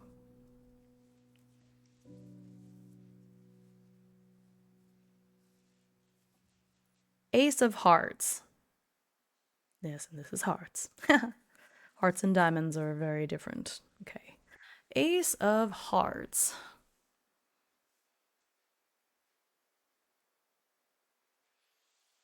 Show a chip in the armor, a weakness in the dark, or the force driving it. Okay.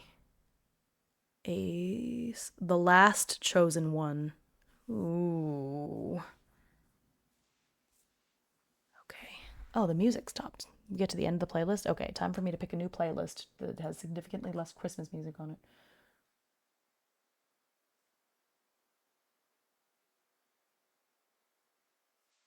Or you know what?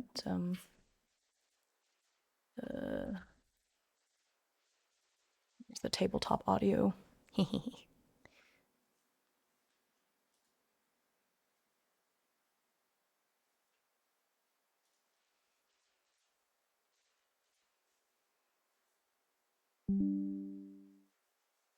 Go.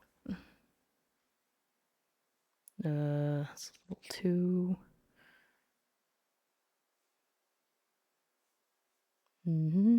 Oh, there's a ghost town one. River town. Okay, hang on. I want something kind of spooky, but not super spooky. Oh, that's an email. No parents. No parents, leave me alone. No parents, please. No parents. Alright, where's the forest? I need a foresty one.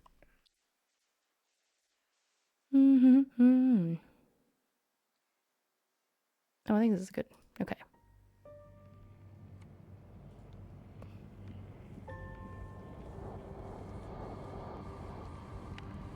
Okay. Ooh, it's nice and creepy. Yes, yes.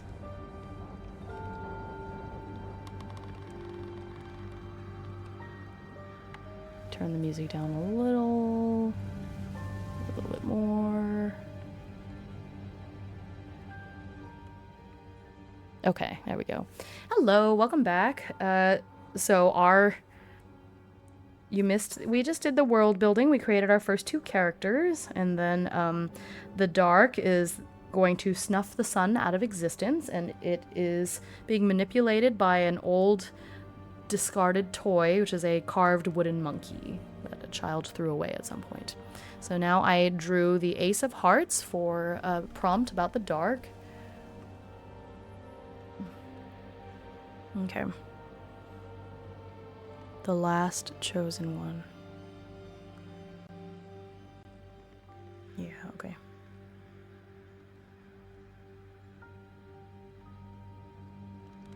No, the last chosen one doesn't really, I'm gonna reinterpret it the way that I want for the story. Slightly.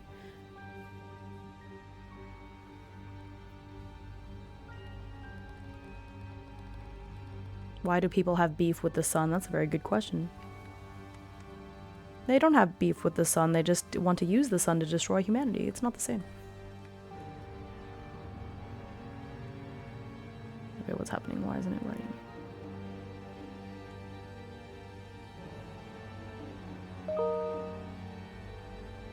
Okay, hang on.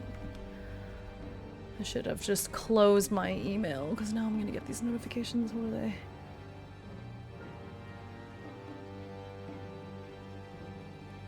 My god.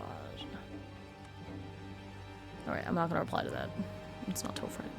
You know what? Let me close that tab so I won't even know. Beef with the sun is called jerky. Ha ha ha. No, beef with the sun. Here, have some fish for that pun.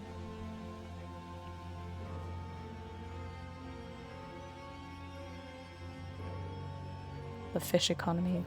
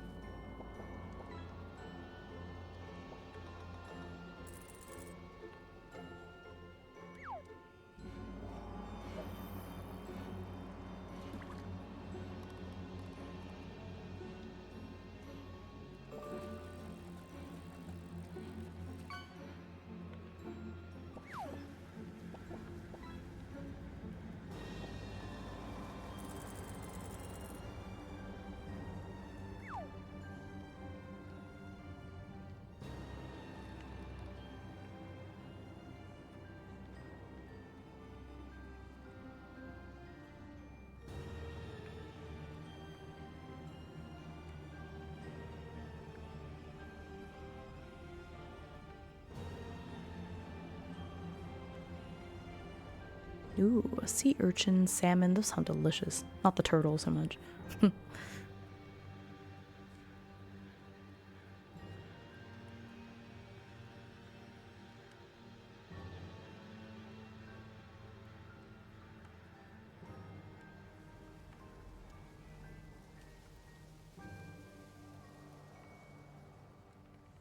I'm considering the child as the chosen one for the toy, you know what I mean? So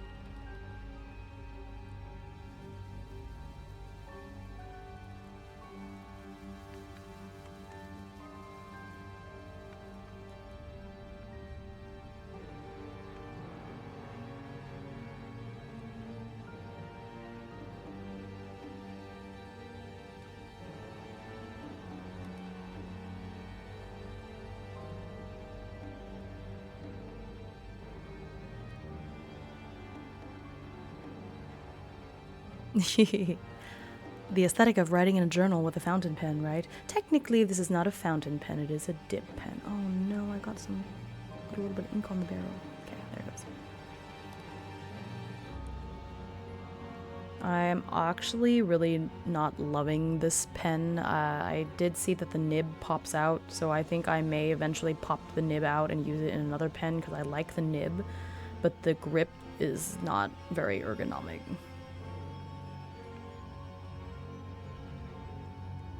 Yeah, that's okay. Yeah, a fountain pen is different because it has a cartridge. This is a pen that I have to dip, so it is a dip pen.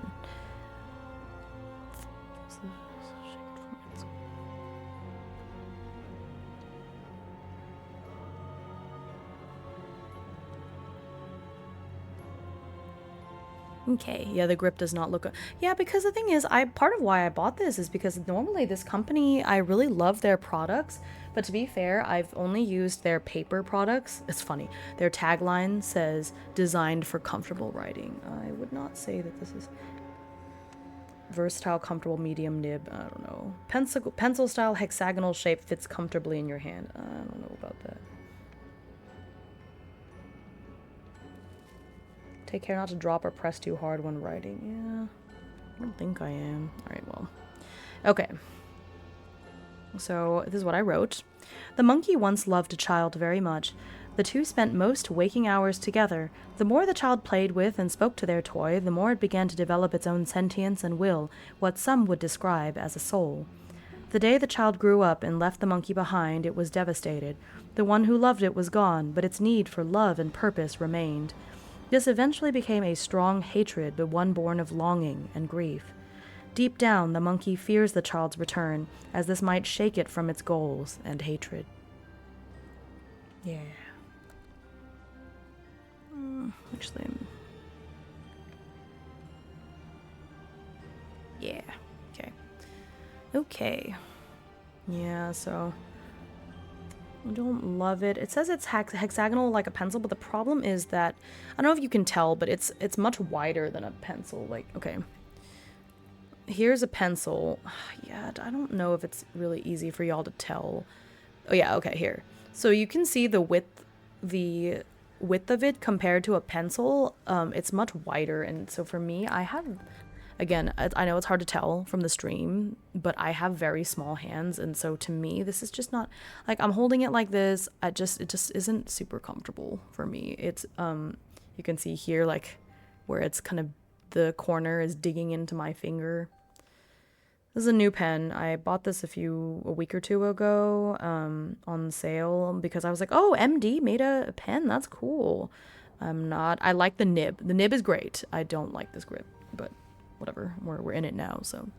Okay, so that's the dark, so here we go. So now we finally get to the hero. Yeah, this music is a little too spooky. That is not what I had in mind.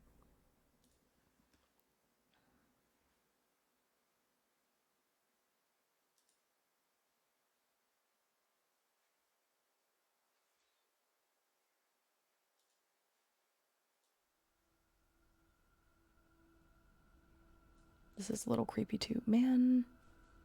Or maybe this is fine.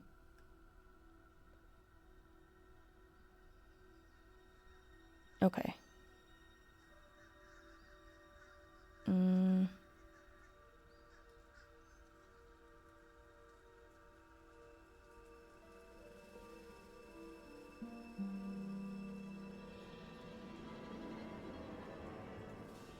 Okay, this should be fine. Okay. This is a little less spooky. It's still kind of dark forest, but not quite as spooky, which I think fits better, maybe. I don't know. We'll see. I have a couple of things alternating. All right.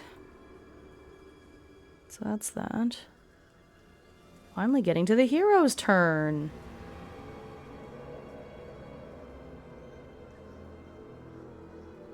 I'm turning it so I can get more of the shimmer, hopefully.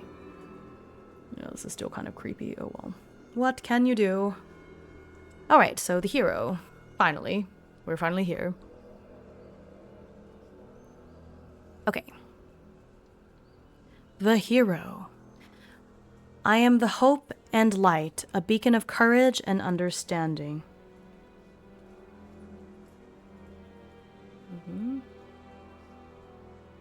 Alright.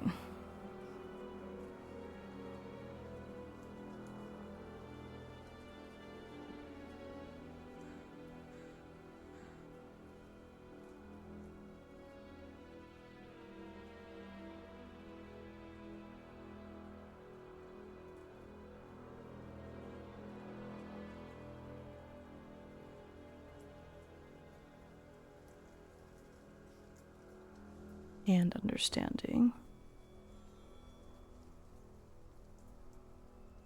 Okay, so my oath as the hero. I will care about people. I will show how small acts fight the darkness and end those behind it. I will see the world through my curious past and my hope for the future. I will save stories from becoming tragedies. Each soul I save will grant me a mask of power. Yep, there's the Majora's Mask. The hero... Okay. Yep, I'm going to choose the first one. I think it makes sense. The hero is a child, lost and small.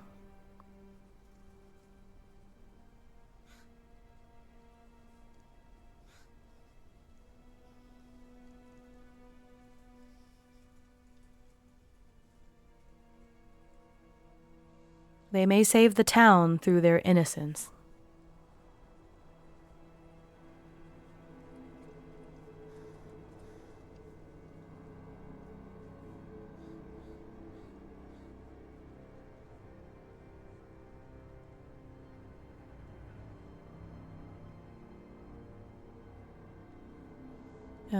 Okay. I carry an instrument, something with the power to turn back time. The sound drones or lingers when played, washing away the hours like the tide erodes the shore. Okay, I'm gonna choose this one. Instrument. The instrument is a music box.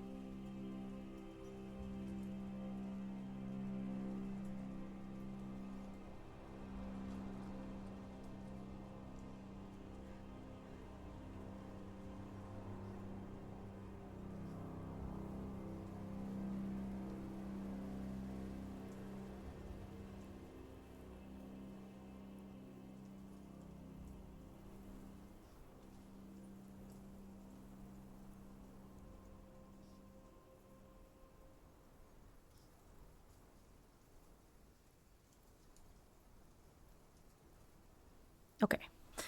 The child carries a music box. When opened, a black swan circles around a lake. So long as it is wound, the box plays a nostalgic tune from their early childhood. All right, I have. Is this what people call as cursive? I think I have kind of a script-like handwriting, but it is technically not cursive, and it's really inconsistent. Sometimes I write a cursive S, and sometimes it's not a cursive S. But yeah, it's a little hard to read, to be fair. Okay, hang on.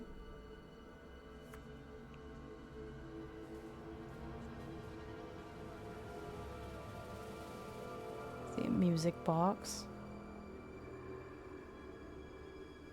Okay. I think I have one.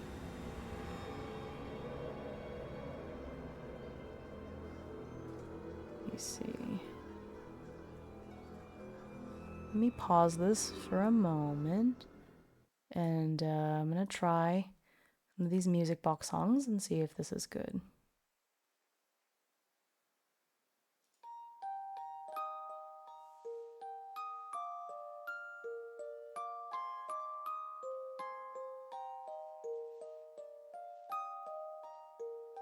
So this is the music box that plays from the, this is the music that plays from the music box.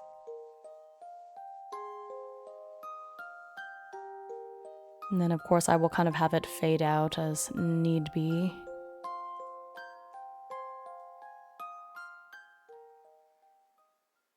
But yeah, so that's the song that's going to play every time we go back in time. We're going to play that.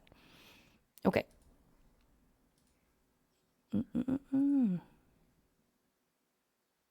Okay.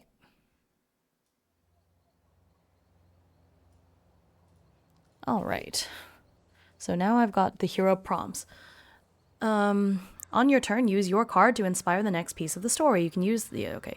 If something of emotional importance happens, consider giving the hero a mask. Each mask represents soothed suffering or challenges conquered. Masks are strange and powerful. They can be used to solve other problems. Remember, as part of their turn, the hero may reset the time loop with their magical instrument. Okay.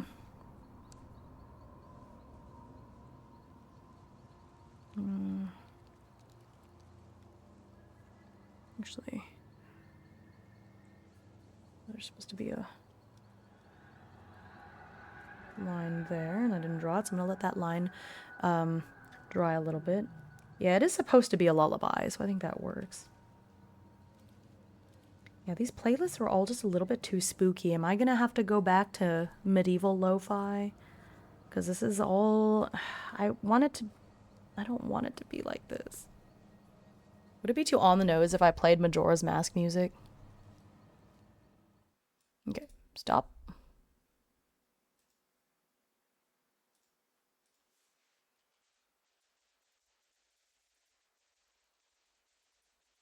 This game seems really neat. Nah. Yeah, it is really neat. I just wish the music that I'm trying to pick is just not quite working.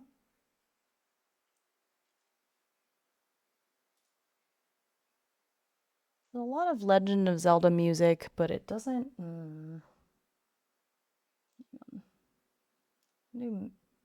It's just tough getting something that is going to work, like, in the sense of copyright. I don't want to get bonked.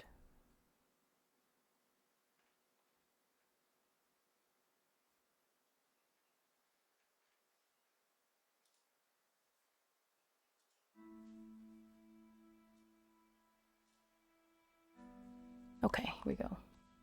Yeah, we can have spooky music in specific situations, but not all the time.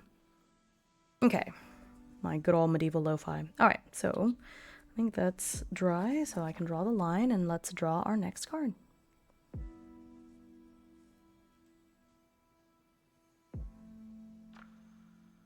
Okay. I'm really liking this so far. I am definitely not going to finish this in one setting. I think this is going to be a campaign that we're going to do in turns, right? And so, gosh, we've already been going for 2 hours. Zelda music is a quick way to a Nintendo bonk. Yeah, I do not want that. So, okay. So let's draw our card for this prompt. But yeah, I'm really enjoying this so far. I know part of it, the system is fun. I like the way that we cycle through the 3 different turns, and especially playing solo, that I get to be the town itself, and the evil, well, not evil, but the dark, and the hero, and that I take turns. I really enjoy this, because I think as a solo player, a lot of times you're just the DM for yourself, but I think this is really cool because I have different roles at different times, you know? Yeah, I think this is definitely going to be something that I keep streaming until it's done. I'm not going to finish it in one sitting. To be fair, there was a lot of scuff at the beginning, and now I'm really getting into it. But yeah, let's draw our prompt and see. Okay. Oops, left one. All right, so let's see what we got. Ace of Diamonds. Oh, another ace. Man, I swear I shuffled. Y'all saw me shuffle right. Okay, Ace of Diamonds.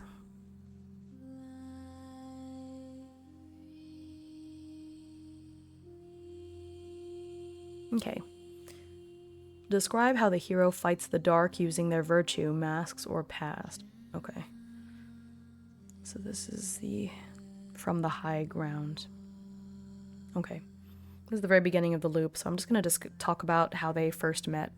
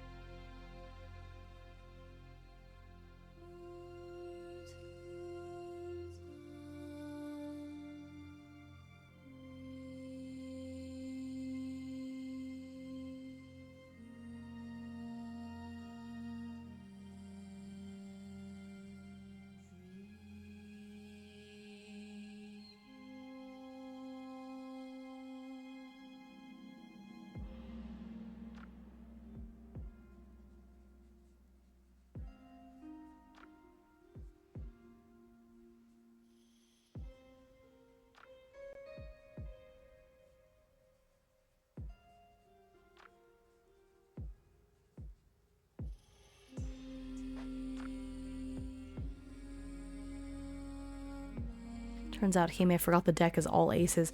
You know, the funny thing is that, remember when we played, I don't know if you were here, I can't remember, but when we played Lighthouse at the end of the world, I needed aces, and I didn't draw any aces throughout the game, and then at the end I looked at the deck and all 4 aces were at the very bottom. So I wonder if when I shuffled, I put the ball up at the front somehow. Deck is only aces despite the no rolling ones claimed at the start of the stream. That's funny. You're right. Oh my gosh. Yeah, feels almost like I'm pulling ones in a way. Yeah.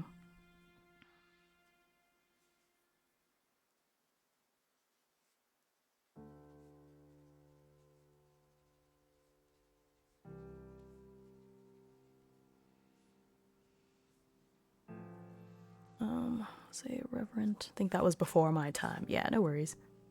couldn't remember, but that did happen. It was very, very funny. Very me.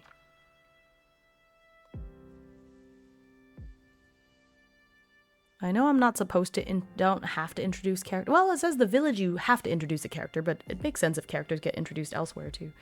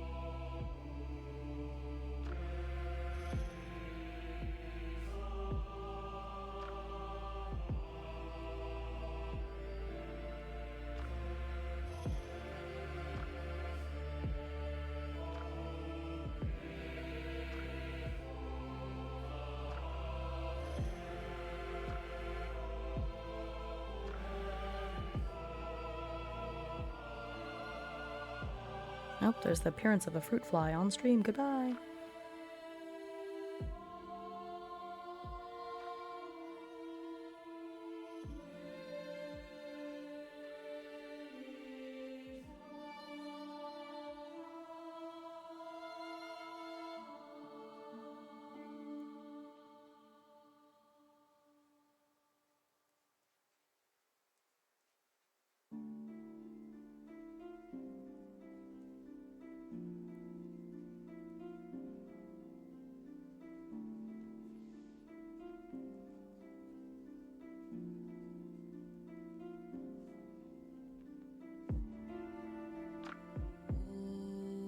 Okay, I'll read what I have so far. I'll not wait till the end, I'll just read in chunks. So the players in my campaign spent 10 days last night wandering down. Oh goodness.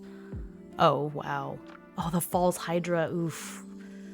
That's such a cool storyline though. Okay. Upon awakening, the child finds themselves in an overgrown shrine. They seem to have been asleep for a long time, but do not recall how they came to be here. A young woman who calls herself Adora tends to the child, explaining the location of the town and that the sun seems to be dimming. Unless something can be done within the next week, all will be lost. Okay.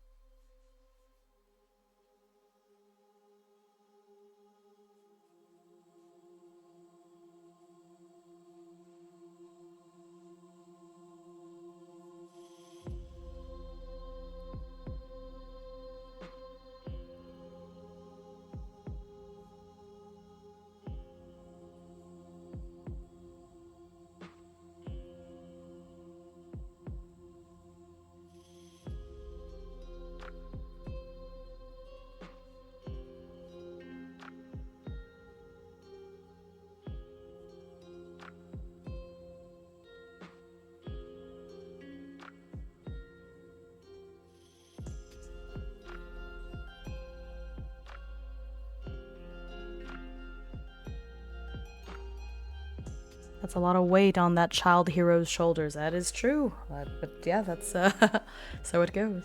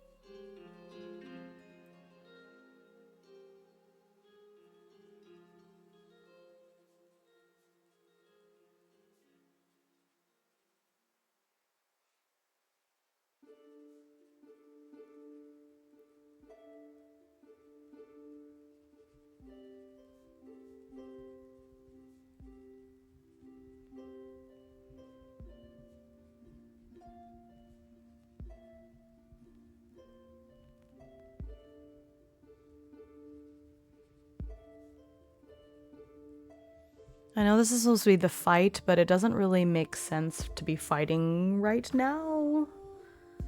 So this is how I'm interpreting it.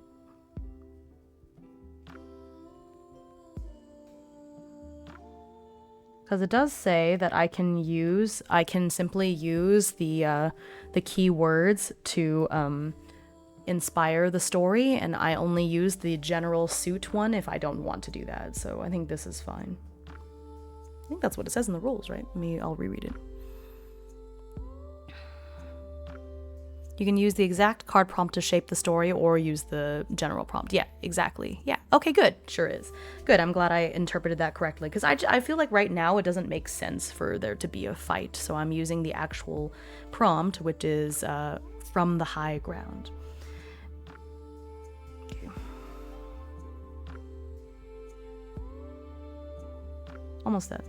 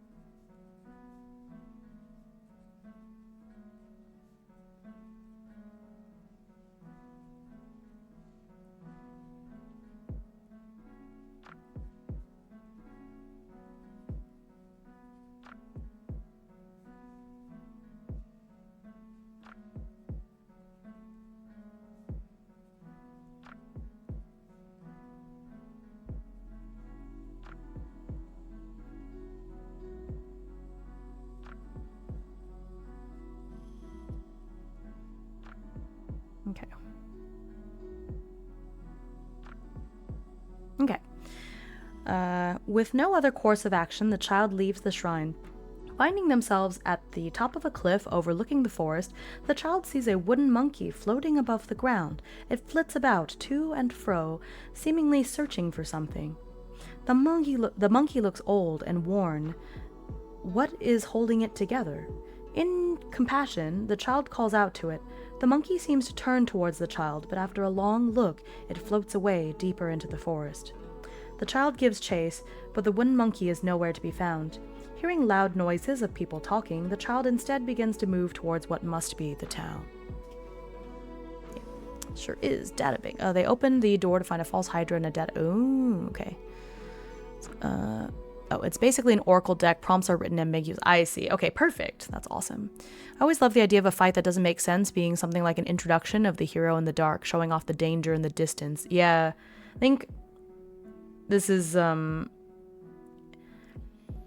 think with where this story is going, I don't know that battle is going to be a huge part of this story, because you have the hero, which is a small child with a music box, and you have essentially the dark, which is a monkey, like a wooden carved monkey toy that was thrown away by its child long ago. And well, we don't know. Actually, I don't know if it's long ago. It was at some point discarded, and that's the core of the story. So I don't know that there's going to be a lot of battle involved. But yeah, my setting has ruins of an ancient. Okay, cool. I do like that kind of fantasy setting. See, hear, or speak no evil. Yeah, kind of. I showed it earlier. Here, I'll put it back on so y'all can. Those of y'all that came in a little later can see it. But this is basically my mental image of the monkey. It looks like that. It's an old wooden monkey toy. So that's what it looks like in my head. Monk, I know. For some reason when well, the chat voted for the dark to be a toy, or like a discarded toy was the prompt, and so for some reason a monkey was the first thing that came to mind, and so that's what it is, and that's the big bad, shall we say. Okay, or well, I mean, if you think about it in terms of Majora's Mask, it's like Majora versus the actual bad guy, but anyways, you know. Okay, so that was the hero, so I believe now we go back to the town. So that's the way this game seems to work, is you just take turns between the town, the dark, and the hero, right? Love that. I love this. I just flipped through the book and got to the end, and just the art is so, I love it. Actually, I love that the hero that they have in the artwork also has a music box, even though it's an old man, and ours is a child, but that's all right. Okay, so here we are. We're back to the town, and so I'm going to draw for the town prompt. So the real bad guy was the bad feelings we fostered along the way. Okay. 6 of diamonds.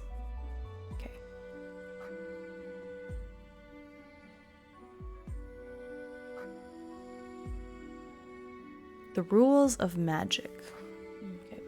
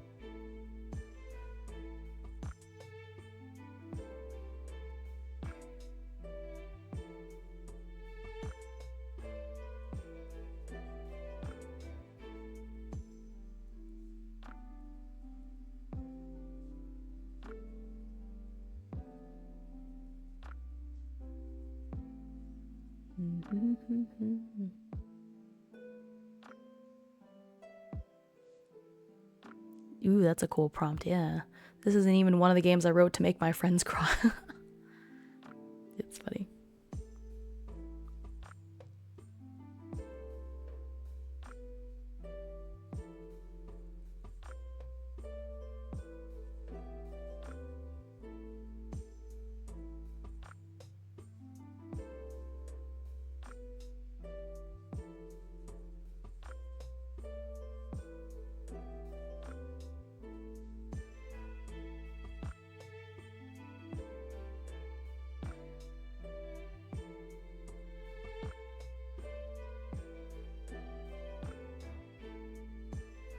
Okay, so it's an old magician. I need to roll. No airship? How about spaceship? See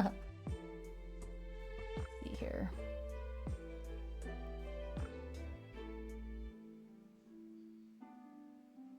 Let me see. Where's my table for names? Oh wait, yeah, I have D4 caltrops open.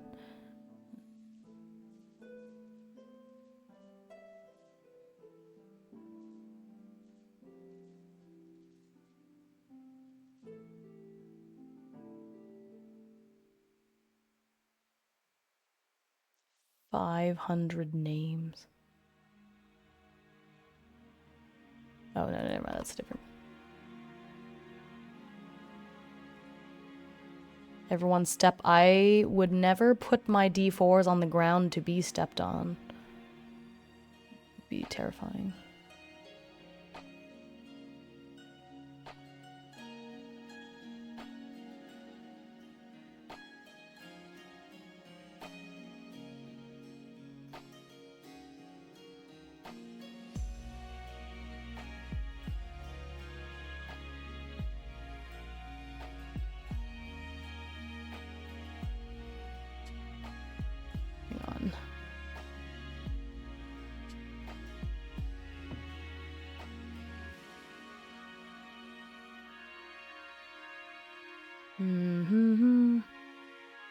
Oh, I see. There's 5 columns. Okay, let me roll the name.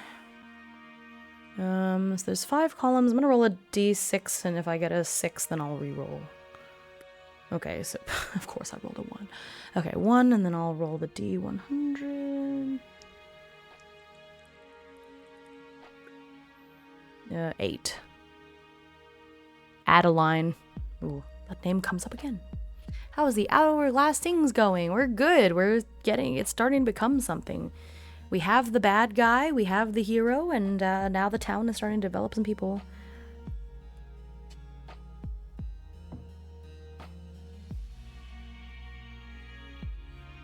Okay.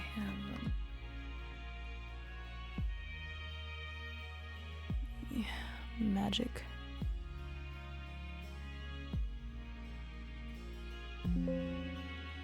Oops.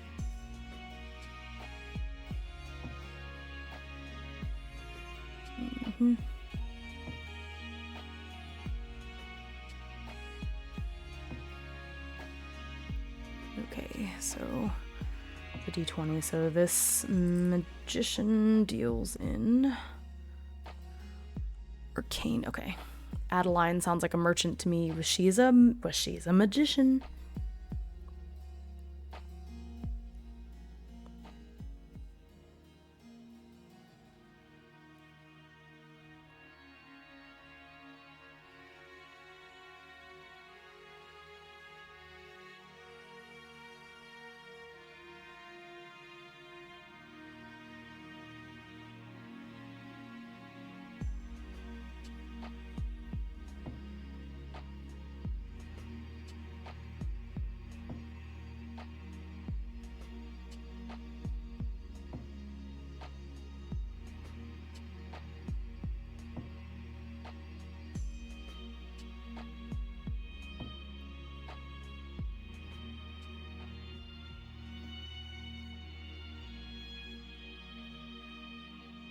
See, you were talking about merchants, and now I wrote shop instead of library. My bad.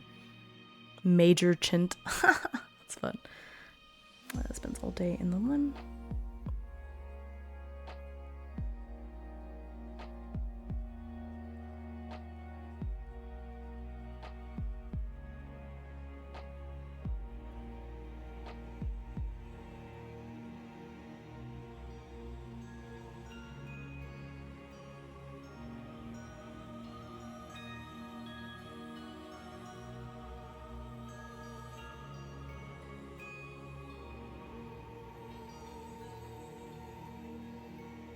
Okay, only each morning.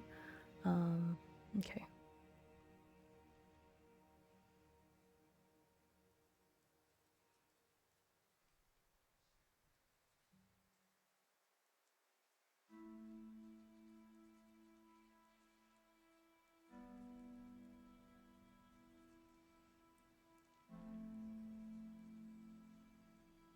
All right, just creating all the characters, creating the entire town. Sorry, it's fine. Okay, there's another name. Okay, column 3. Name 82.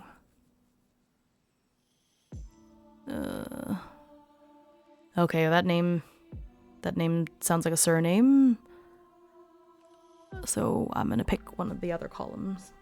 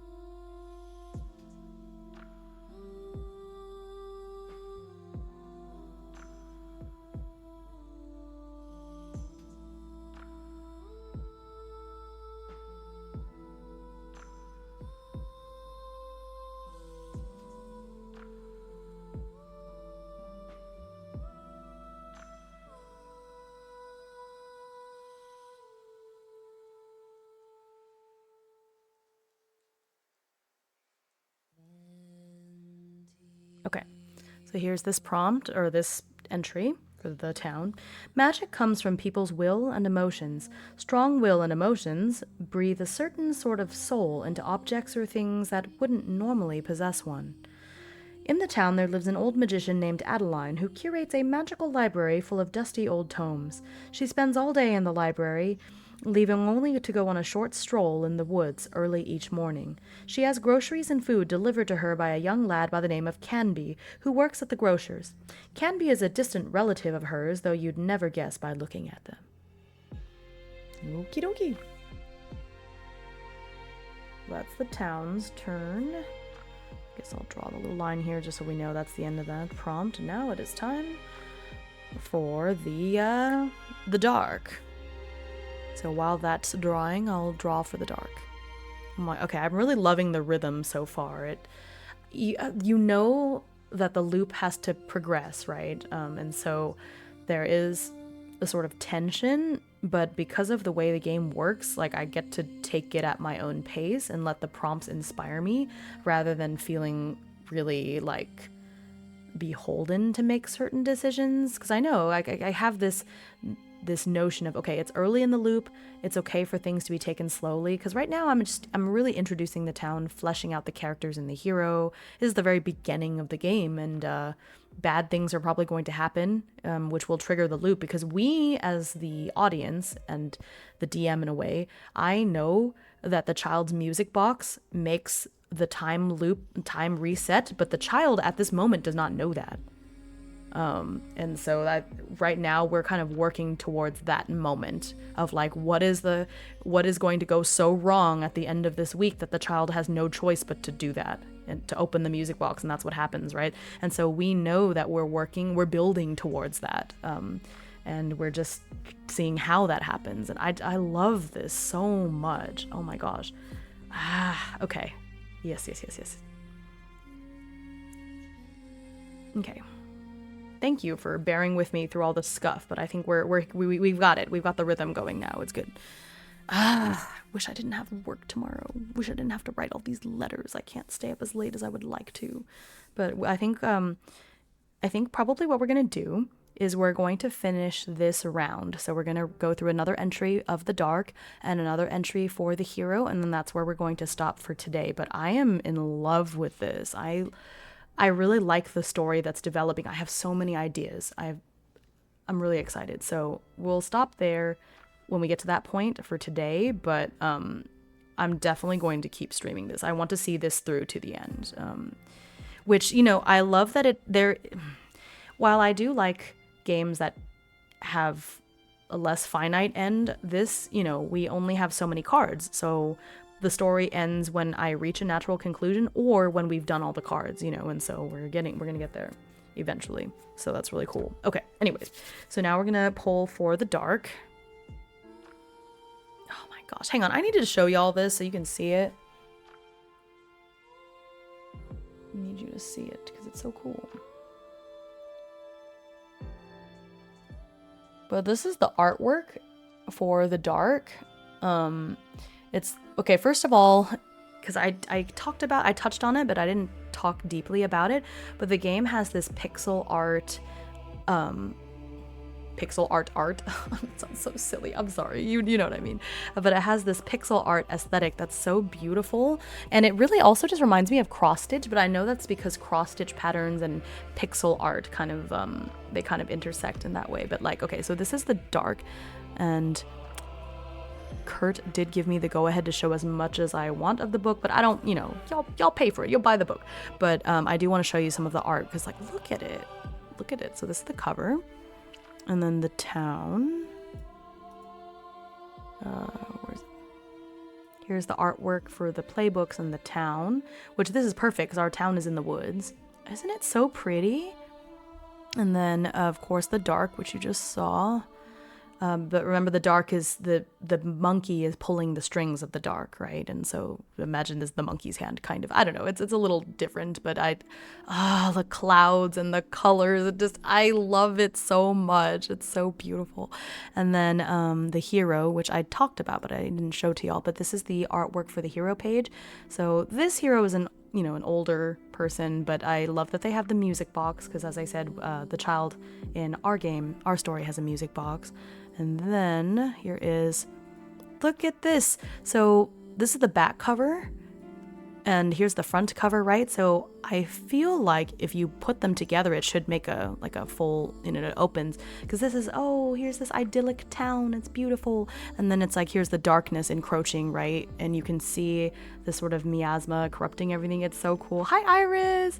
Having 16 colors. Yeah, it's just that old school, you know, retro RPG feel. And I have worked with pixel art before in the past when doing game dev, and so I understand it can be really limiting, but in a fun way, when you only have a certain number of colors in a palette to work with, you know. And it just, even with just the 16 colors you used, it just looks so vibrant. I don't know, I love this so much. That's why I was so excited about this game, and here I am getting to play it too. But like, I'm so excited. And that's one of the things I'm really enjoying right now, just like being a streamer. And it's like, what, you telling me that people are going to come here and pay me to do something that I love? Like, crazy. But anyway, so yeah, so that's, I didn't show y'all the art in full, except for the beginning pieces, right? So I did want to make sure that we looked at that, because it's so beautiful, you guys. Okay, anyways, on to, we didn't draw yet. No, we didn't draw yet. Thought we did. No, we didn't. Okay, anyways, so yeah, because we did the 6 of diamonds for the town. So now we're gonna do pull for the dark. Okay. Yeah, okay. So let's see what we get this time. Oh my gosh, they're all diamonds. You saw me shuffle, okay? You can't say that I didn't shuffle. You all saw me shuffle. Not all, but you who were here 30 minutes into the stream saw me shuffle. No, Sophie, you're beautiful. I've seen Howl's Moving Castle so many times. So I love Howl's Moving Castle so much, it's literally like tattooed onto my body, right? And just, I can see the card and know exactly what happened. She's like, well, at least when you're old, nothing surprises you anymore. I was like, no, Sophie, you're beautiful. Okay, anyway, so 5 of diamonds. Okay. Old habits die hard. Oh. Oh gosh. Okay. Wow. That immediately sparked something. All right. I'm gonna write. Give me a moment. Give me a few moments. But I just, these prompts are so good. These prompts are so good. It immediately sparked something. I don't even have to think about it. I didn't watch it yet. Okay. Okay. Yeah, please watch Howl's Moving Castle. It is probably my favorite movie. The book is really good in a completely different way, but the movie is, oof, just, I love it. Okay, anyways, so, just say 5, okay.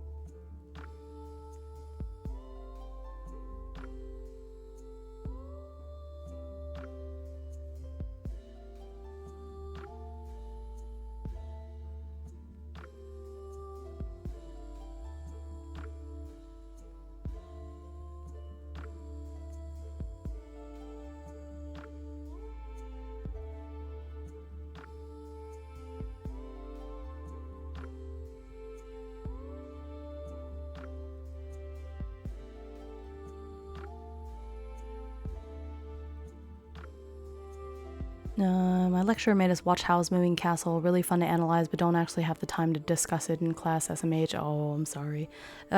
Yes, this is English. It's kind of cursive. Not really. I am technically not writing in cursive.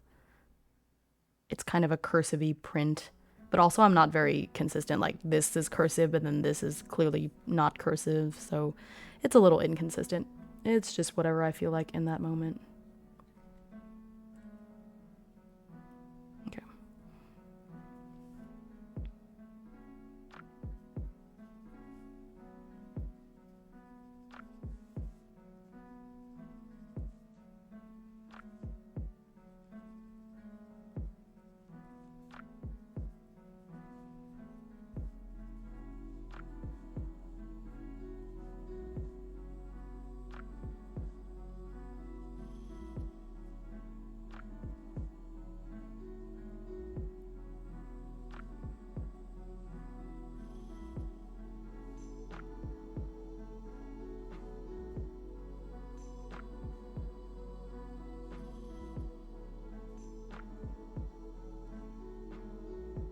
It looks cool though. Well, thank you. Thank you.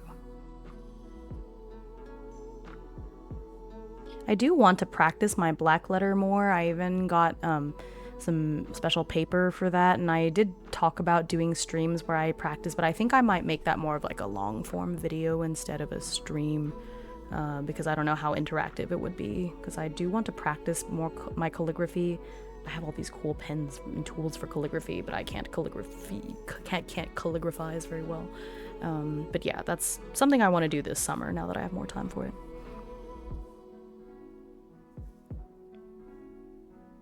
I forgot what I was writing.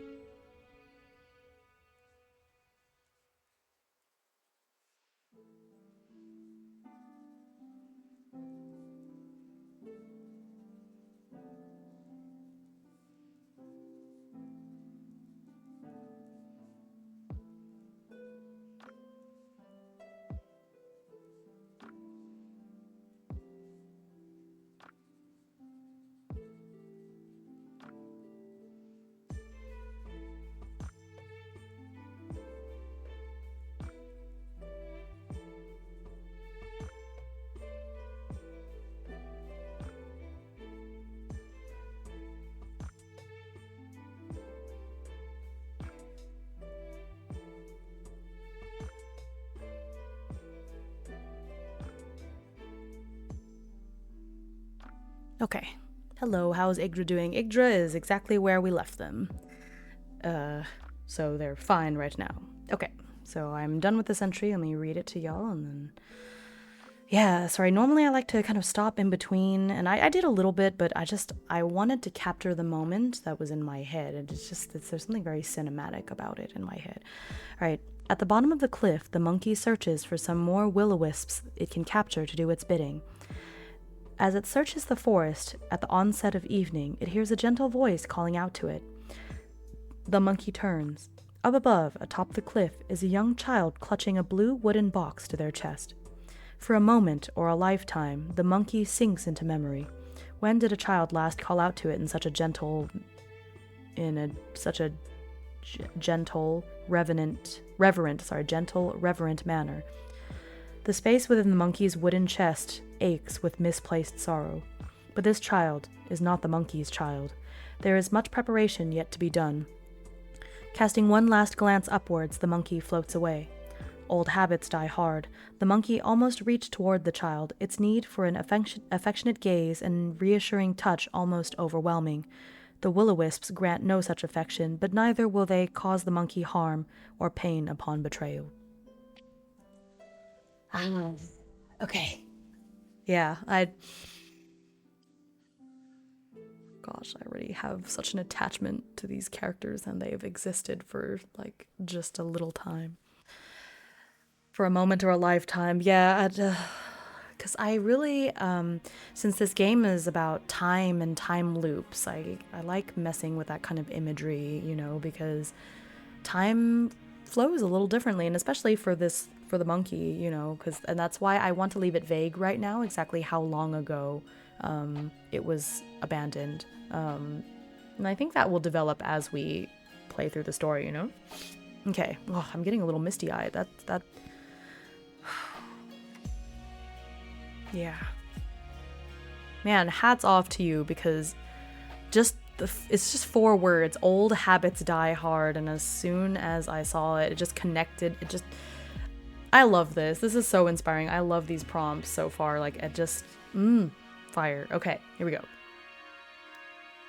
I want to keep going. I can't. It's almost 11 o'clock, but I'll play through the hero's turn, and then that'll be it for today. But this might be my new hyperfixation. So if I do have another couple games that I would like to stream. I'm doing Rift Breakers because the Kickstarter is going, and another game that I was very graciously sent the physical book for. I actually have that, and so I'm doing that next week as well.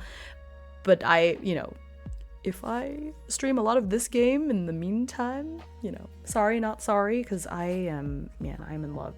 Okay, so let's do the child's turn. I also love that the game, yes, I'm making other characters, but I love that everything else, it feels like a legend, because the child has no name, the town has no name, the monkey has no name, and so it just feels very storybook, fairy tale like to be like the child, the monkey, the town, Okay, so let's draw for the child.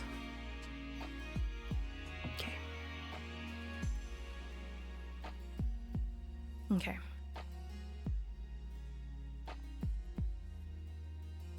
Okay, this is clubs, right, y'all? This is clubs, right? It has 3. It's a king of clubs, because the spades are pointy, clubs are roundy. It's not a word. I made up a word. Whatever. This, right? Please confirm. These are clubs. This is the king of clubs. Spoilers to the end of the movie. Iris, look away. Spoilers for the end of the movie. Although I guess out of context, that doesn't make any sense. Okay, king of clubs. Oh, hey, the book has pictures of the suits. Actually, that's nice. Okay, clubs, connections. Well, they don't have to be connections. Clubs they be. Thank you. Okay. So the king of clubs is not you again. Okay, all right. Actually, that's funny because it's the beginning. Oh.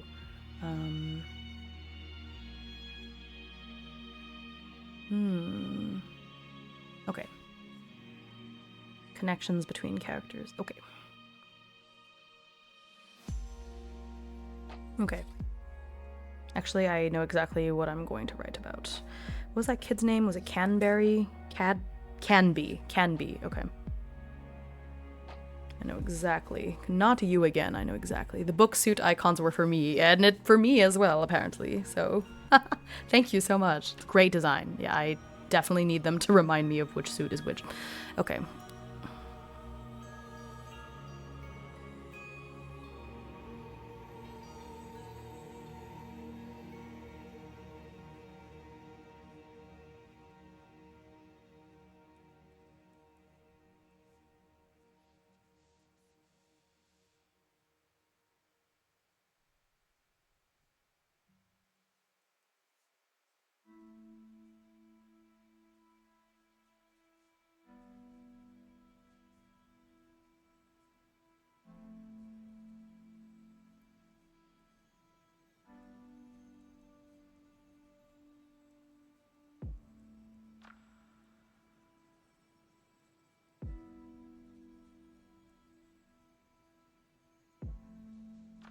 Ooh, hang on, the shimmer is like getting all pulled at the bottom.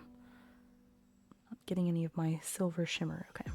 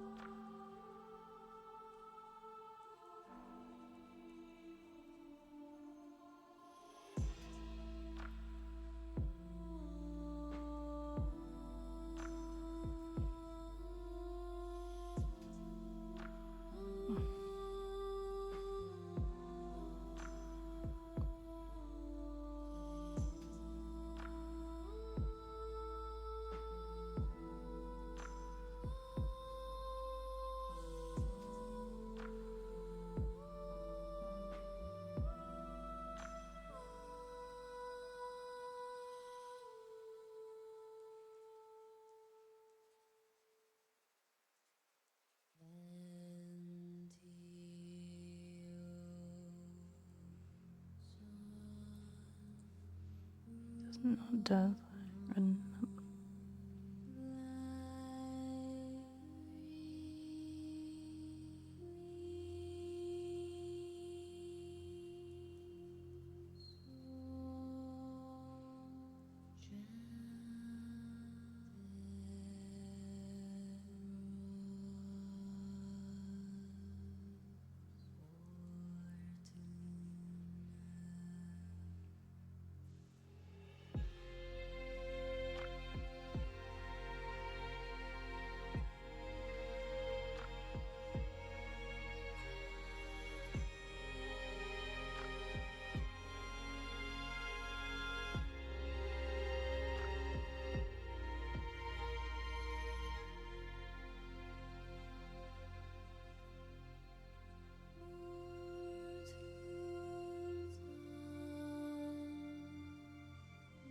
I write out Yggdra.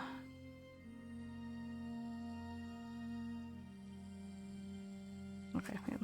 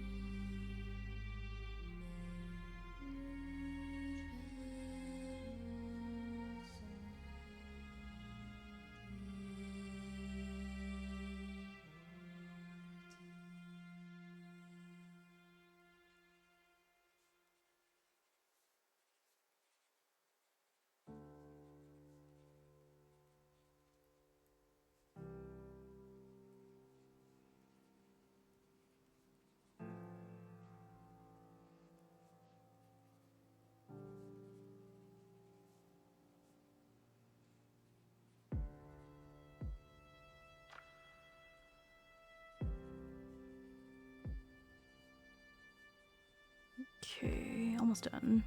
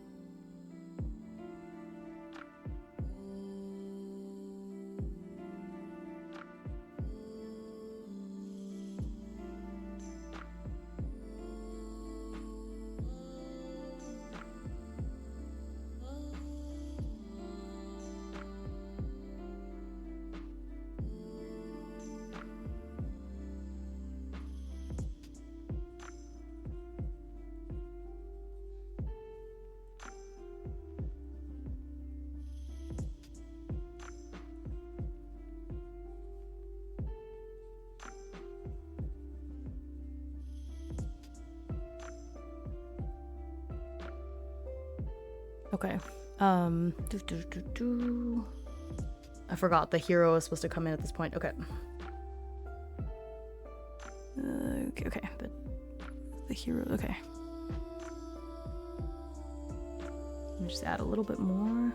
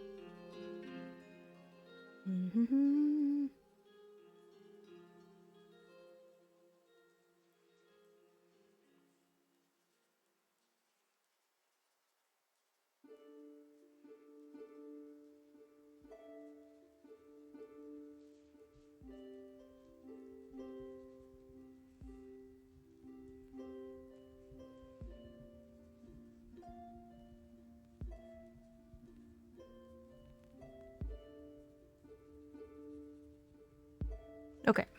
All right, so here we go. I got really locked in, sorry, but oof, this is cool. Okay. Not you again, Sir Gwyneth groans upon Canby's approach. Almost daily, this youth from the grocer's comes to beg the illustrious knight to train him. But the knight already had— oh, whoa. Hello, Aaron Eldritch. Oh, that's cool. I've been blessed. Thanks for the follow. My goodness. Anyway, but the knight already has one handful of a squire, and does not desire another. Yet today, Canby's request seems even more fervent. All right, I'll tell you what. If you can best my squire in a spar, I'll consider it. And so the two youths spar, both feeling as if all their honor is on the line. A dodge, a parry. Then Yggdrasil sees a flash of light in front of their face, catching them off guard, and the light floods their vision. And then, with a loud smack, Yggdrasil is on the ground, Canby's wooden sword tip at their throat. They've lost. Sir Gwyneth casts a withering look in Yggdrasil's direction. You embarrass me, squire, he says, before alighting his horse and galloping away. Yggdrasil feels a deep sense of shame. They've made Sir Gwyneth look a fool. Will they, too, be abandoned? The child looks on, observing this exchange. Once Sir Gwyneth is gone, the child helps Yggdrasil rise from the ground and dusts them off. A bond instantly forms. The child seems to recall wielding a blade themselves. The two make a children's promise to meet in the glade to spar and train. Surely Sir Gwyneth will give Yggdrasil another chance if he sees how much they've trained in atonement for their blunder. Okay. And so that's us forging a connection. So that's going to be it for today as far as new entries. But let me just do a little recap of how far we've gotten, and then we'll talk about what we're going to do next. Okay, so just to recap, we have a town. It is a wild place blending into the natural world, characterized by kind of encroaching nature. So it's just a little town nestled in the woods. There's a lot of forests. Yeah, go Yggdrasil. Yeah, exactly. So there is the dark. The dark is the dark breaks the light, waking nightmares and plunging the town into shadow as the end of all things. So basically there is a discarded toy, a wooden monkey, carved wooden monkey that was abandoned by a child some undisclosed time ago, and the monkey is currently trying to bring out a snuffing out of the light. So it's trying to destroy the sun, kind of. Well, the sun is not going to give off light anymore if all goes the way the monkey wants. It seeks both attention and destruction. And the hero is a young child with a music box. When opened, a black swan circles around a lake, and as long as it's wound, the box plays a nostalgic tune from their early childhood. The child doesn't know it yet, but this music box is what allows them to travel through time. So when the music box is played, we'll travel to the beginning of the loop. Right now, we're kind of at the beginning of the loop, so the loop is 7 days long. So we're on day 1 of the loop. Actually, I should probably note that somewhere. That's okay. Yeah. So at the end of the week, the world is going to end, apparently. But, as we know, we can go back in time. So the child woke up inside of an overgrown shrine, and they seem to have been asleep for a long time. And there was a young woman named Adora who was there in the shrine, tending to the child somehow. And so she explains some things. She explains that the sun is dimming, and within the next week, the world is gonna end, basically. And so kind of implores the child to help, and so the child leaves the shrine, runs into the monkey, who the child calls out to the monkey, but the monkey doesn't respond, kind of looks at it. We had this whole exchange where we see the monkey's point of view for that scene, but the monkey leaves, trying to gather these little will-o-wisp spirits to do its bidding. And so with, the child loses sight of the monkey, so they decide to go into town, which Adora did tell them about. And so in town, they see that whole exchange with Sir Gwyneth, and then we have Canby, who works for the grocer and also delivers groceries to the old magician named Adeline. And then we have Yggdra the squire, who works really hard, but there was a sudden flash of light in Yggdra's face that all, suspiciously might look like something else that we've talked about. But that flash of light distracted Yggdra for a moment, and so they lost the spar, and their knight is very unhappy with them. And so the child bonds with Yggdra, and they agree to meet in the forest to train. And so the child is going to help Yggdra to train and hopefully regain their place, because it seems like they've been fired, kind of. Like Sir Gwyneth didn't say as much, but it kind of seems that way, But yeah, so that is where we're at so far in the game.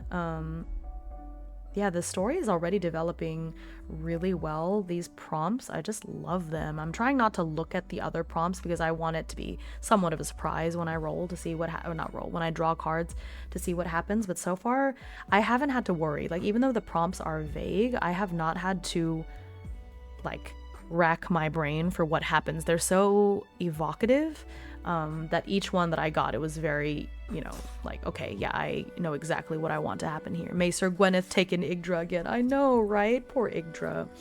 Okay, so, let's see here.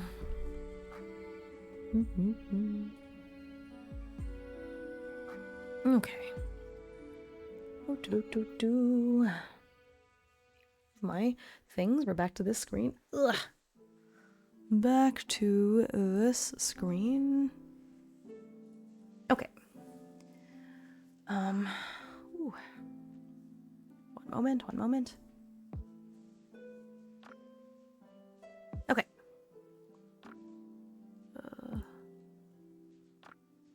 Hang on. Dang, it has been. That's, time flies when we're having fun. Oops, I don't need that either. Put my cape back on. We're done venturing for today. Okay, so that's gonna be it for today's stream. Yeah, it's been 3 hours. To be fair, we had some scuff, and so it took us about half an hour to actually start playing. But once we got into it, it went really fast. And so technically, we only went through 2 rounds of the game. So the way that this game goes is, well, when you're playing with multiple people, you each are one of these, but I, as the solo player, I'm all 3, and I love the way that works. But so the idea is that you play as the village, and when you have a village turn, it should be about the other characters. So it's like who I could introduce a character or kind of show connections between characters that already exist, right? And it's the beginning, so I'm creating characters a lot, but I'm also trying to connect them as they're created. So, we created Yggdra and Sir Gwyneth, and now they're connected to Canby, because Canby, who delivers to Adeline, the magician, Canby is also they want to be a knight as well, and they want to be a squire. And so that's how, as I'm creating these characters, I'm also connecting them to each other. That's important. That's how we make the town feel really lived in, that, yeah, there's all these people living in this town, but that they are connected to each other by these little threads and stuff, And then we have the hero, who is sort of dropped into all this, and we have the mysterious Adora, who knows what she's doing and where she's coming from, but she'll come up again for sure. And that's the story so far. I feel like even though we only went through 2 rounds, I feel like a lot happened and not a lot happened at the same time, but the world building was really important. I really love what we have so far, and I think this is the base of a really cool story, and I'm excited. I really want to see where this goes. I have a real attachment to the child and the monkey already, because even the child, their story is sort of shrouded in mystery too. Where did they come from? Why were they asleep in that shrine? And what are we doing, And I know that's part of The Legend of Zelda, that Link is just sort of in the middle of all of this stuff. But that's the fun part, is like, how is the child going to get drawn into these people's lives that you are ingrained in it, yet also kind of a bystander in the way, because we as the audience know that as soon as they play the music box and go back in time, well, this little friendship they have with Yggdra is going to be gone, right? So the memories remain, but the experiences in the time loop are lost. And yeah, the slow burn is palpable here, which is just the right vibe. Yeah, exactly. And that's, I think the prompts make it very easy to tell that kind of story, and that's perfect. It's beautiful. The prompts and the way that the gameplay loop works with cycling through, okay, town, dark, hero, town, dark, hero really helps. And I love the idea that I can have new scenes, but the scenes can also layer on top of each other. So for example, when I went from the hero to the next dark scene, they overlapped, right? So we got to see when the hero met the dark, what were the feelings that the monkey had, what was their point of view, you know? And so being able to make it my choice as the storyteller as to how these different scenes interlock or overlap each other, it's just really cool. I love the feeling of it. It's just so thoughtfully designed, and I'm really enjoying it. I'm enjoying it so much. I already was interested in this game, right? Like, you did not have to twist my arm to play this game. I was already interested, but it's still, the loop and the prompts still turned out so much better than I was even expecting, even with like the anticipation I had for the game. And I'm just so impressed at how well made this is and how well thought out it is, like all the prompts and everything. I'm trying not to look at the other prompts because I want to be somewhat surprised as they come up, because I think I'm going to get close to doing all of them. I think there's a very strong potential for a, you know, long story here. And yeah, sorry, I'm trying to process because there were a lot of strong emotions that came up. We've got these like abandonment issues, and I really like stories where the villain is just sort of misunderstood in a way, like they have a reason to be a villain. They're not just like evil for the sake of being evil. And that's what I feel like we have with this monkey, who I think that their motivations are still also somewhat shrouded in mystery, and they'll develop as the story and the game goes. But what we have so far is so good. Like, we have these really great story seeds that I'm just excited to see where this goes, you know. But yeah, I really enjoyed that experience. Thank you so much for being here with me and experiencing that. So let me look at our schedule. Let's talk about our schedule for the rest of the week.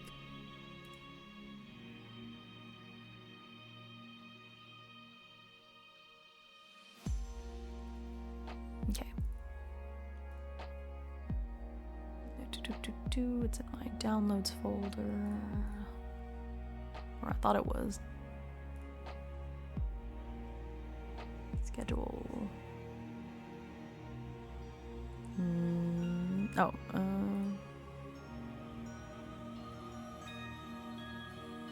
well, that's the PSD file. Okay, I guess it's fine. Okay. So we have the rest of this week. So I am not going to be streaming tomorrow. I'm playing Call of Cthulhu. We're going to try not to die. And so that is happening off stream, unfortunately. But then we have, look at this beautiful art, by the way. If you subscribe, you get the full version of this art to use as a wallpaper. So it's so beautiful. But yeah, so no stream tomorrow. And then I did not mean to wink. I was rubbing my eye. Sorry. Okay, I'll wink for real now there. And then on Friday, we're going to play Elden Ring again, because I think I have to stream Elden Ring at least once a week. Otherwise, I'm going to completely lose all the muscle memory and strategies that I have. So, yeah, so I'm going to try. I may fail, but I'm going to try to stream Elden Ring once a week so that I can not forget everything, because if I go too long, I will absolutely forget everything. So Elden Ring on Friday. People just love to watch me die. if you would like to feel good about yourself and see someone who really stinks at the game, like definitely come by and watch. And then on Saturday, I'll be playing Rift Breakers again. So I'm playing 1E right now. I was going to do some incorporate some 2E, but I'm gonna wait because I want to play 1E. I want to promote the Kickstarter a little bit because there's some really cool stretch goals. The Kickstarter is for the second edition of Rift Breakers, which is already looking to be super cool. I'm really excited, but I think I'll wait until the beta for 2E comes out, and then I'll like convert my campaign to a 2E campaign basically. And that's why I hadn't played Rift Breakers again, because I was like waiting for that update, but that was before I knew the Kickstarter was happening. And so now we've been told that the we'll have the beta version of after actually hang on, I cannot see you. Oh, yeah, it's fine.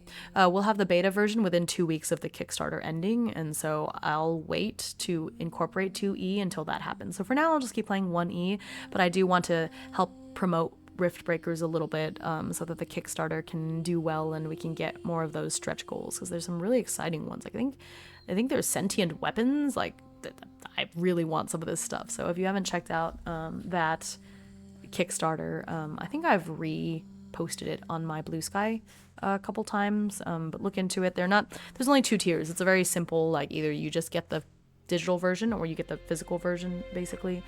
But yeah, so that's going to be on Saturday. Right now, I don't have a stream scheduled for Sunday. I wanted to keep it open because I may be doing stuff with friends part of that day, but right now, you know what? I honestly may stream more of the Hourglass Sings on Sunday, once I have a better idea of what my schedule looks like for that day. So right now I can't say exactly when on Sunday. I'll try to give y'all notice on Blue Sky /Discord once I know exactly what time. But right now, man, I am loving this game, so I am going to try to stream it somewhat on Sunday, as I can make time for it. We'll see, because right now I know I am probably going to do something on Sunday, like a social thing. I just don't know exactly what time yet, because we've been going back and forth about like, oh, what time are we going to have dinner or lunch together, blah, blah, blah. But once I know the time, I'll let y'all go, let y'all know. But I am just, sorry, I'm still processing, but I'm really enjoying this game so much. Oh my gosh, I'm a little bit obsessed. Tomorrow's going to be tough. But yeah, so I will most probably stream that again on Sunday. So keep an eye out. I'll give y'all some more notice on the social medias, but yeah, I will definitely be streaming the Hourglass Sings at least once or twice a week over the next couple of weeks until we get to the end of the campaign, because I really want to see this through to the end. And so yeah. Okay, so that is going to be it from me tonight. I'm going to stay up for a little bit and write. I need to write some of these. I need to write more letters. It's just, the work never ends. We're almost to the end, though. We're going to get there. I have letters to write. But yeah, so I'm going to go ahead and let y'all go. Let me see if somebody I know is streaming, and then we can raid in there. But if not, then that's okay.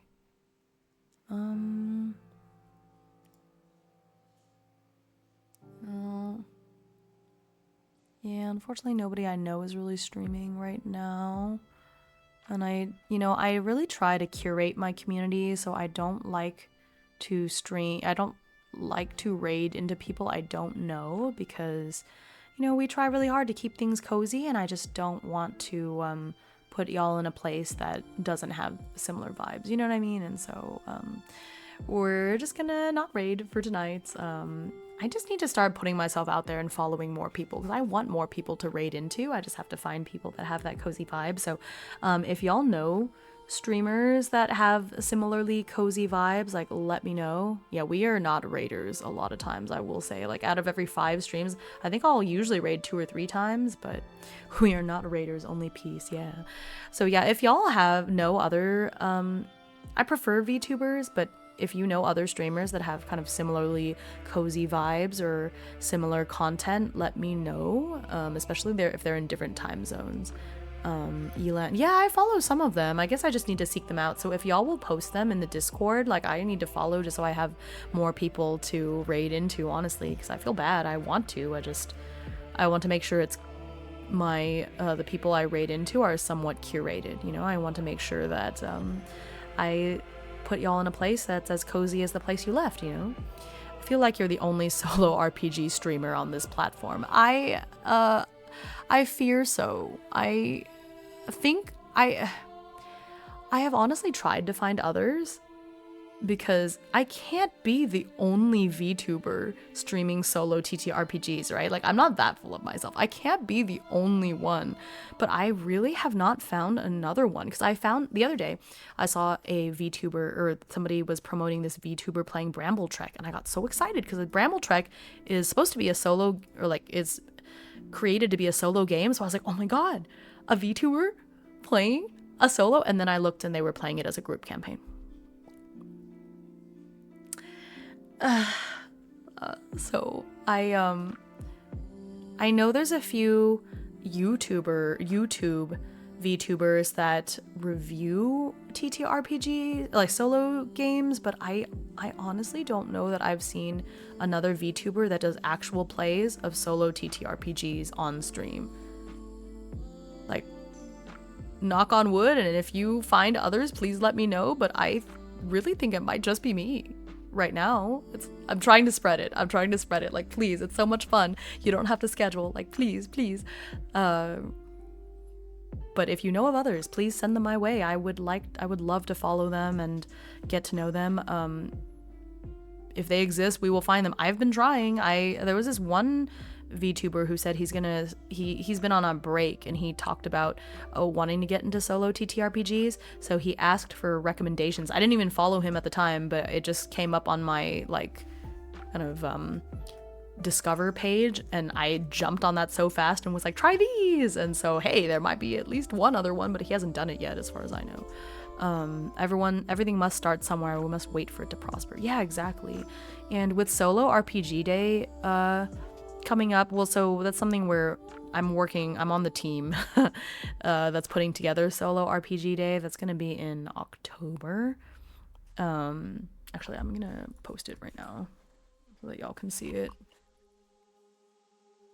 I am on the team for this. I am actually I made the website, or rather I installed WordPress and put together the website, and I'm gonna continue working on it. But yeah, so maybe with this it'll help too, because there are going to be live streamed play sessions and stuff, and so maybe with this other VTubers can find it and be like, oh, that is a cool thing that I could do. Like, I would just love to see other solo TTRPGs, and honestly just more streams, because even the non-VTubers who do solo TTRPG content, their actual plays are like, they're live, they're not live, like they'll record a video of them doing it and then they just post it. And so we'll see. Just wait 10-ish years to where my internet is good enough to stream, right? Oh my goodness, please. But yeah, so if you guys find other solo TTRPG streamers, like, I guess not even VTubers at this point, just other streamers, like, please send them my way. I would love to watch more and know more. What if you collab to introduce them? Yeah, you know what? So I actually helped a fellow VTuber. I sort of DM'd Bramble Trek for them in a way, and so they did say that they would, and so who knows? I'm doing my best to spread it, because I would like others to. Feels weird to say I would like others to solo with, but you know what I mean. But you're right. I think collabing to introduce them might help. I did this off stream where I was kind of helping them play the game solo, but that might be cool. I wonder if people would be into it. I have tried putting out feelers like, hey, if you're interested, let me know. I'd be so happy to help and explain and give recommendations. And I'm planning on recording more short form content about solo TTRPGs as well. And hopefully that makes it less scary, because I think for people that don't know about them, it seems a lot scarier and more complicated than it actually is. And so that's what I want to work on. I would really like to keep pushing it. I want them to become more mainstream, because they're so much fun. It's such a great way of doing creative expression and being able to play TTRPGs without waiting for a group to schedule, and part of why I got into solo TTRPGs was I was like, I want to do more of this stuff, and my once every other week D&D session is not enough. And, you know, I would just love more people to get into it, especially stream, because selfishly, I just want to watch more solo TTRPG streams. Like I said, I'm nosy, you know. I love seeing other people's stories and plays of these games. And so, yeah, please do keep sharing them with me in the Discord, with us, really, not just me. I'm not the only one reading them, but keep sharing them with us in the Discord. And if y'all find other people that do this similar content, like, send them my way. I think I've followed pretty much every TTRPG streaming VTuber that I can find, you know, doing my best. All right, so that's gonna be it for me tonight. I've said that, but I want to keep talking. I wish I didn't have to sleep. I wish sleep wasn't a necessity. I wish I didn't have to work sometimes, but we're so close. I only have, you know, a day and a half left, and then it's over. So, okay, so good night. Thank you so much for watching and supporting. We now have over 300 followers on Twitch. And so many of those 300 were just in the last month or two. So I'm just so excited for y'all to be here. You know, I know that my content is not the most like universally appealing stuff. And so I just really appreciate y'all for being here and sharing your energy with me and creativity and giving me your ideas. I love this story we're making, and I'm excited to keep it going. All right. Good night. I'll see y'all in the next stream. Take care. This is Himeutsugi, over and out. Bye.